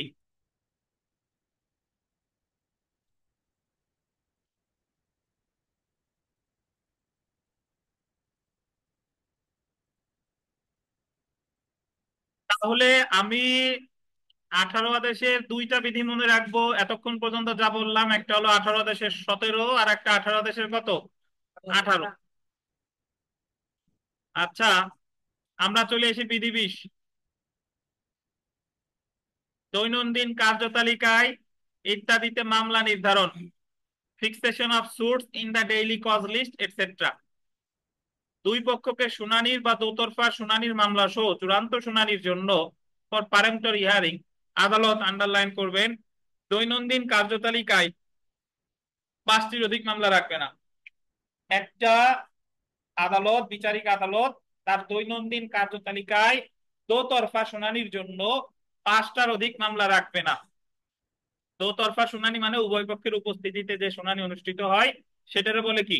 দোতরফা শুনানি। তো পরীক্ষায় যদি প্রশ্ন আসে যে দৈনন্দিন কার্যতালিকায় কয়টার বেশি মামলা রাখবে না, কোন শুনানি? দোতরফা শুনানি। এবং এই দোতরফা শুনানিটা কোন পর্যায়ে? চূড়ান্ত শুনানির সময়। আচ্ছা, এবং চূড়ান্ত শুনানি পর্যায়ে একটা পারেন্টরি স্টেজ 100টির অধিক মামলা রাখবে না। আন্ডারলাইন করেন। আমার কাছে আছে 100টা মামলা, বাট আমি রেগুলার শুনবো কয়টা? 5টা। বুঝছেন? এবং নিষ্পত্তির পর চূড়ান্ত পর্যায়ের মামলার সংখ্যা আন্ডারলাইন করেন। 70টির নিম্নে নেমে আসলে সাধারণত দাখিল করা তারিখের উপর ভিত্তি করে আদালত চূড়ান্ত পর্যায়ে আরো মামলা আনার ব্যবস্থা করবে। এর অর্থ শুনেন। আপনার বাবা 100 টাকা দিছে, বলছে যে তুমি রেগুলার 5 টাকা করে খরচ করতে পারবা, প্রতিদিন সর্বোচ্চ কত? 5 টাকা। যখন তোমার টাকা 70 টাকা নেমে আসবে, 70 টাকার নিচে নেমে আসবে, তখন আবার তুমি আমার কাছ থেকে টাকা নিতে পারবা। বা টাকা নিতে পারে আবার সর্বোচ্চ লিমিট হবে কত? 100। মানে আমারে দিবে কত? 100। রেগুলার খরচ করবো কত? 5।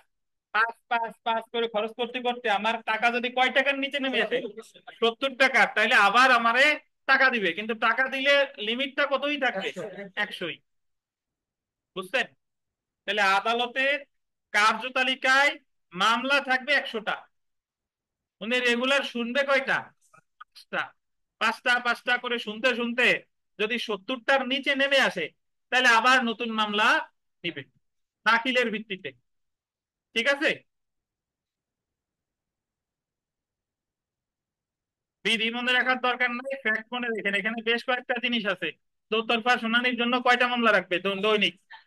5টা। তালিকায় থাকবে কয়টা? 100টা। কয়টার নিচে নেমে আসলে নতুন মামলা দিল? কয়টা? 70টা। জি।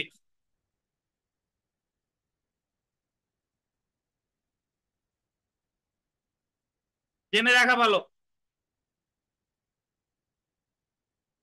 সাক্ষীর আচরণ, ডিমেনর অফ উইটনেস সম্পর্কে আদালত গুরুত্বপূর্ণ মনে করলে কোনো মন্তব্য লিপিবদ্ধ করতে পারে, প্রয়োজন নাই।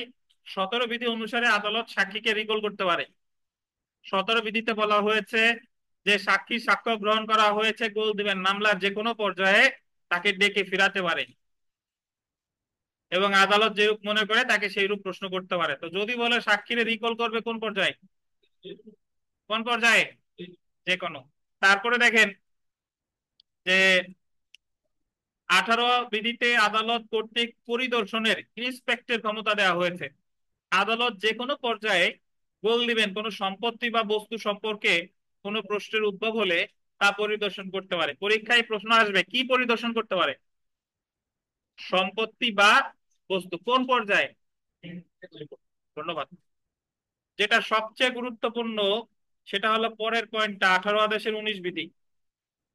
মকদ্দমা চূড়ান্ত শুনানির জন্য নির্ধারিত তারিখ হতে 120 দিনের মধ্যে আদালত মকদ্দমার শুনানি শেষ করবে। এক্ষেত্রে শুধু কার্য দিবস গণ্য হবে। 18 আদেশের 19 বিধি। দুইটা বিধি মনে রাখবেন। 14 আদেশের 18 বিধি বিচার্য বিষয়, 14 আদেশের 8 বিধি বিচার্য বিষয় শুনানি, বিচার্য বিষয় গঠনের তারিখ থেকে 120 দিনের মধ্যে চূড়ান্ত শুনানির দিন নির্ধারণ করবে। 120 দিন। আর যখন দিন নির্ধারণ হয়ে গেল, 18 আদেশের 19 বিধিতে চূড়ান্ত শুনানি শেষ করবে 120 কার্য দিবসের মধ্যে। 14 আদেশের 8 সমান সমান এসডিপিএইচ সমান সমান 120 দিন।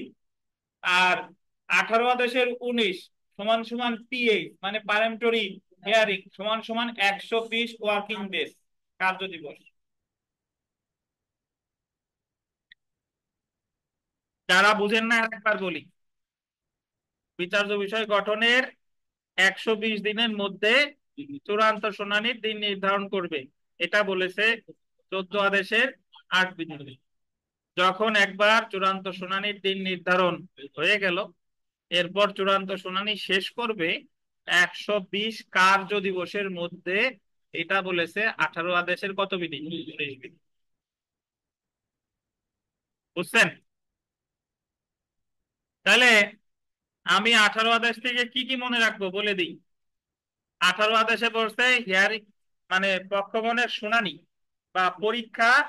18 আদেশ কে আগে শুরু করবে? বাদী। তারপরে সাক্ষী রিকল আছে কততে? 18 আদেশের 17। কোন পর্যায়ে? যে কোনো পর্যায়ে। লোকাল ইন্সপেকশন আছে কততে? 18 আদেশের 18। আদালত স্বপ্রণোদিত হয় নাকি? কি ইন্সপেক্ট করবে? সম্পত্তি বা বস্তু। দৈনন্দিন কার্যতালিকায় দোতরফা শুনানির জন্য মামলা থাকবে কয়টা? 5টা। ওনার লিস্টে মোট থাকবে কয়টা? 100টা। কয়টার নিচে নেমে আসলে আমার নিতে পারবে? 70টার নিচে। ঠিক আছে। আর যখন একবার চূড়ান্ত শুনানি শুরু হয়ে গেছে, চূড়ান্ত শুনানি শেষ করবে কয় কার্য দিবসের মধ্যে? 120 কার্য দিবস। 18 আদেশের কত বিধি? 18 আদেশের 20 বিধি। বিগত বছরের প্রশ্ন দেখেন, মকদ্দমার কোন পর্যায়ে কোনো সম্পত্তি বা বস্তু সম্পর্কে কোনো প্রশ্নের উদ্ভব হলে আদালত পেশ করতে পারে? কি করতে পারে? পরিদর্শন করতে পারে। এছাড়া সর্বশেষ 17 বিজিএস পরীক্ষায় একটা প্রশ্নই আসছে, আমি ক্লাস টেস্টে বহুবার দিছি, যে আদালত স্বপ্রণোদিত হয়ে কোনো বস্তু বা আহ, সম্পত্তি পরিদর্শন করতে পারে কত আদেশের কত বিধিতে? 18 আদেশের 18 বিধি। 18 আদেশের 18 বিধি। 2 নাম্বার প্রশ্নটা দেখেন, কোন আদালত দৈনন্দিন কার্যতালিকায় কয়টি মামলা চূড়ান্ত শুনানির জন্য ধার্য করতে পারে? কয়টা? 5টা। এই রুবেল, রুবেল একটু খুব দ্রুত বলেন যে 5, 170 এই তিনটা সংখ্যার পার্থক্য কি? 5, 170 একটু ব্যাখ্যা দেন। বুঝেন নাই? 5টা, 100টা, 70টা, এটা একটু বলেন। চূড়ান্ত শুনানি বলতে শুনানিটা হলো ওই শুনানির যে কার্য দিবসের 5টা দেশে মামলা শুনানি। আর একটা হলো আপনার ওই বিচারে একটা প্রশ্ন গেল আপনার মামলা থাকবে চূড়ান্ত শুনানির জন্য। আর যখন স্যার ওই 70টা দেশে নিয়ে গেল তখন স্যার ওই মামলা আমরা বিধি করতে করতে 100টা। হয়েছে ওনার? বলেন। আচ্ছা, একেবারে শেষের প্রশ্নের আগেরটা দেখেন, সেলফ প্র্যাকটিসের। দেওয়ানি কার্যবিধির দেয়াশাদেশ অনুযায়ী এফিডেভিটের মাধ্যমে কোনো বিষয় প্রমাণ করতে আদালত আদেশ দিতে পারে। 19। 139 ধারা দিয়ে লেখেন, হলফনামার শপথ যিনি পরিচালনা করবেন। এর নিচে ধারা 139 দিয়ে লেখেন, হলফনামার শপথ যিনি পরিচালনা করবেন। হলফনামার শপথ যিনি পরিচালনা করবেন 139 ধারা দিয়ে। হলফনামার শপথ যিনি পরিচালনা করবেন।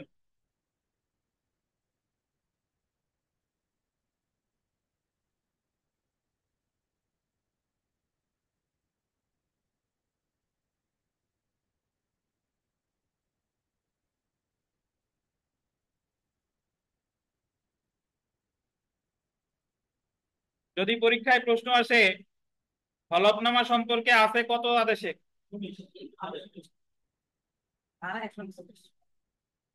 ধারা বললে 139 আর আদেশ বললে কত? 19। কিন্তু যদি বলে হলফনামার শপথ কারা কারা পরিচালনা করতে পারে, এটা কত দাঁড়ায়? 139। তারপরে 14 নাম্বারটা দেখেন,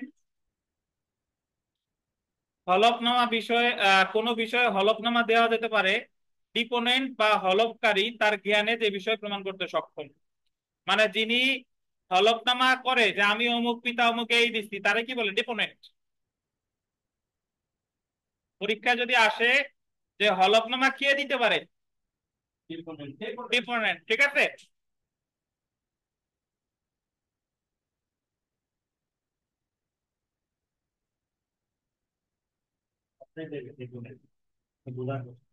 বুঝতে পারছেন?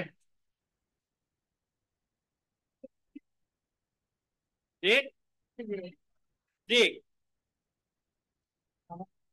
আচ্ছা, আমরা আদেশ 20-এ চলে আসি। 20 আদেশ।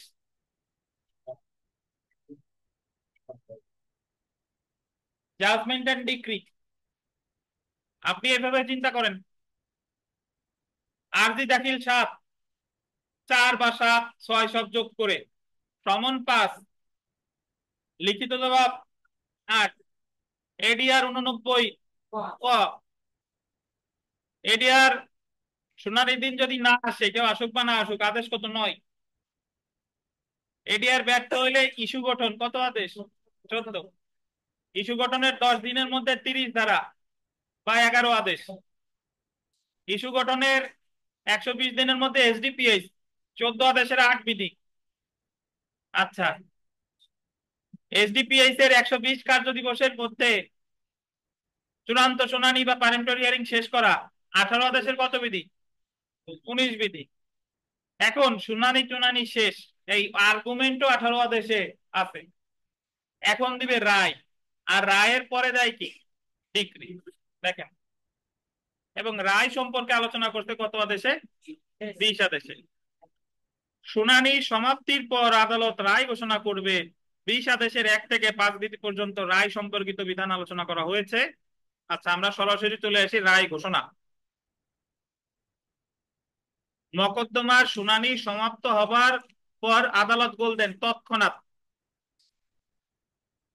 অথবা ভবিষ্যৎ কোনো দিনে পক্ষগণ বা তাদের কৌশলীদের উপর বিজ্ঞপ্তি প্রদানের অনধিক 7 দিনের মধ্যে বল দিবেন, প্রকাশ্য আদালতে রায় ঘোষণা করবেন। এখানে কতগুলা বিষয় আছে। শুনানি শেষ হওয়ার সাথে সাথে রায় ঘোষণা করতে পারে, পারে, ভবিষ্যতেও পারে, কিন্তু অনধিক কয় দিনের বিজ্ঞপ্তি দিয়ে? 7 দিনের। কোন আদালতে? ওপেন কোর্টে। ঠিক আছে। আচ্ছা, 20 আদেশের 3 বিধি ইম্পর্টেন্ট। রায়ে স্বাক্ষর প্রদান করতে হবে। কে করবে? দেখেন, 20 আদেশের 3 বিধি পাশে লেখেন 152 ধারা, এই দুটার মিল আছে। 20 আদেশের 3 বিধির সাথে মিল আছে কত ধারা? 152। রায় ঘোষণা করার সময় প্রকাশ্য আদালতে বিচারক কর্তৃক রায় স্বাক্ষরিত হবে এবং তারিখ দিতে হবে। রায় স্বাক্ষর করবে তাহলে কে? বাদী করবে না, বিচারক করবে এবং তারিখ দিতে হবে। রায়ে স্বাক্ষর করার পর 152 ধারার বিধান এবং রিভিউ ছাড়া রায়ে কোনো আন্ডারলাইন করবেন, পরিবর্তন, অল্টারেশন, সংযোজন করা যাবে না। একবার স্বাক্ষর হয়ে গেলে আর কিছু করার নাই, ওই বিচারকের করার নাই। আর যদি করতে চাই, করবে কোন আদালত? আপিল বা রিভিশন আদালত। রিভিউ থাকলে রিভিউ আদালত পরে। শুধুমাত্র 152 ধারার বিধান অনুযায়ী বা রিভিউ এর মাধ্যমে রায় পরিবর্তন বা সংশোধন করা যেতে পারে, তবে 152 ধারার ক্ষমতা সীমিত। দেখেন, রায়, ডিক্রি বা আদেশে বলতেন করণিক, ক্লারিক্যাল, গাণিতিক, অ্যারিথমেটিক্যাল বা কোনো আকস্মিক ভ্রান্তি বা অ্যাক্সিডেন্টাল স্লিপ বা বিচ্যুতির কারণে কোনো ভুল হলে যে কোনো সময় আদালত বল দিবেন নিজ উদ্যোগে বা কোনো পক্ষের আবেদনে তা শুদ্ধ বা সংশোধন করতে পারে। তাহলে আপনি মনে রাখবেন, রায়ে সংশোধন 152 ধারা অনুসারে করা যায়। কোন কোন ভুলগুলো? ওই করণিক, গাণিতিক বা আকস্মিক ভ্রান্তি। আর আদালত নিজ উদ্যোগে অথবা কে? পক্ষগণের আবেদন ক্রমে। ধন্যবাদ। এখন রায় তো দেওয়া হয়ে গেল, এখন দেবে ডিক্রি। ডিক্রি প্রণয়নের সময় টাইম ফর আন্ডারলাইন করবেন, ড্রোন আপ এ ডিক্রি, বিধি 5 ক। রায় ঘোষণার তারিখ হতে 7 দিনের মধ্যে ডিক্রি প্রণয়ন করতে হবে, সাফ কথা। তাহলে শুনানি শেষ, রায় ঘোষণা করবে সাথে সাথে অথবা কয়দিনের মধ্যে? 7 দিন। রায় ঘোষণার কয়দিনের মধ্যে ডিক্রি? 7 দিন। জেনে রাখা ভালো। দেখেন, মকদ্দমার শুনানি সমাপ্ত হওয়ার পর আদালত তৎক্ষণাৎ কিংবা ভবিষ্যৎ কোনো দিনে অনধিক কত? 7 দিনের মধ্যে রায় ঘোষণা করবে। রায় ঘোষণার তারিখ হইতে কয়দিনের মধ্যে ডিক্রি দিবে? 7 দিন। এটা মনে রাখলেই হবে। লাস্টের পয়েন্টটা দেখেন, ডিক্রিতে স্বাক্ষর করবে বিচারক, যে তারিখে রায় ঘোষণা করেছে সেই তারিখ ডিক্রিতে উল্লেখ থাকবে। রায় ঘোষণার 7 দিনের পর ডিক্রি দিলেও রায়ের তারিখ আর ডিক্রির তারিখ কি একই। সুতরাং ডিক্রির তারিখ হলো যে তারিখে রায় ঘোষণা করা হয় সেই তারিখ। বুঝেন কিনা? আজকে কয় তারিখ? 9 এপ্রিল। আজকে যদি রায় দেয় ডিক্রি দিবে কবে? 7 দিনের মধ্যে। কিন্তু 7 দিনের মধ্যে ডিক্রি দিলে কোন তারিখ উল্লেখ থাকবে? 9 তারিখ। বিগত বছরের প্রশ্ন, কোন দেওয়ানি মামলা যুক্তিতর্ক শুনানি সমাপ্তির পর আদালতকে কত দিনের মধ্যে রায় প্রচার করতে হয়? 7 দিন। তারপরে দেখেন, কোন দেওয়ানি মামলায় ডিগ্রি প্রচারের কত দিনের মধ্যে ডিগ্রি প্রস্তুত করতে হয়?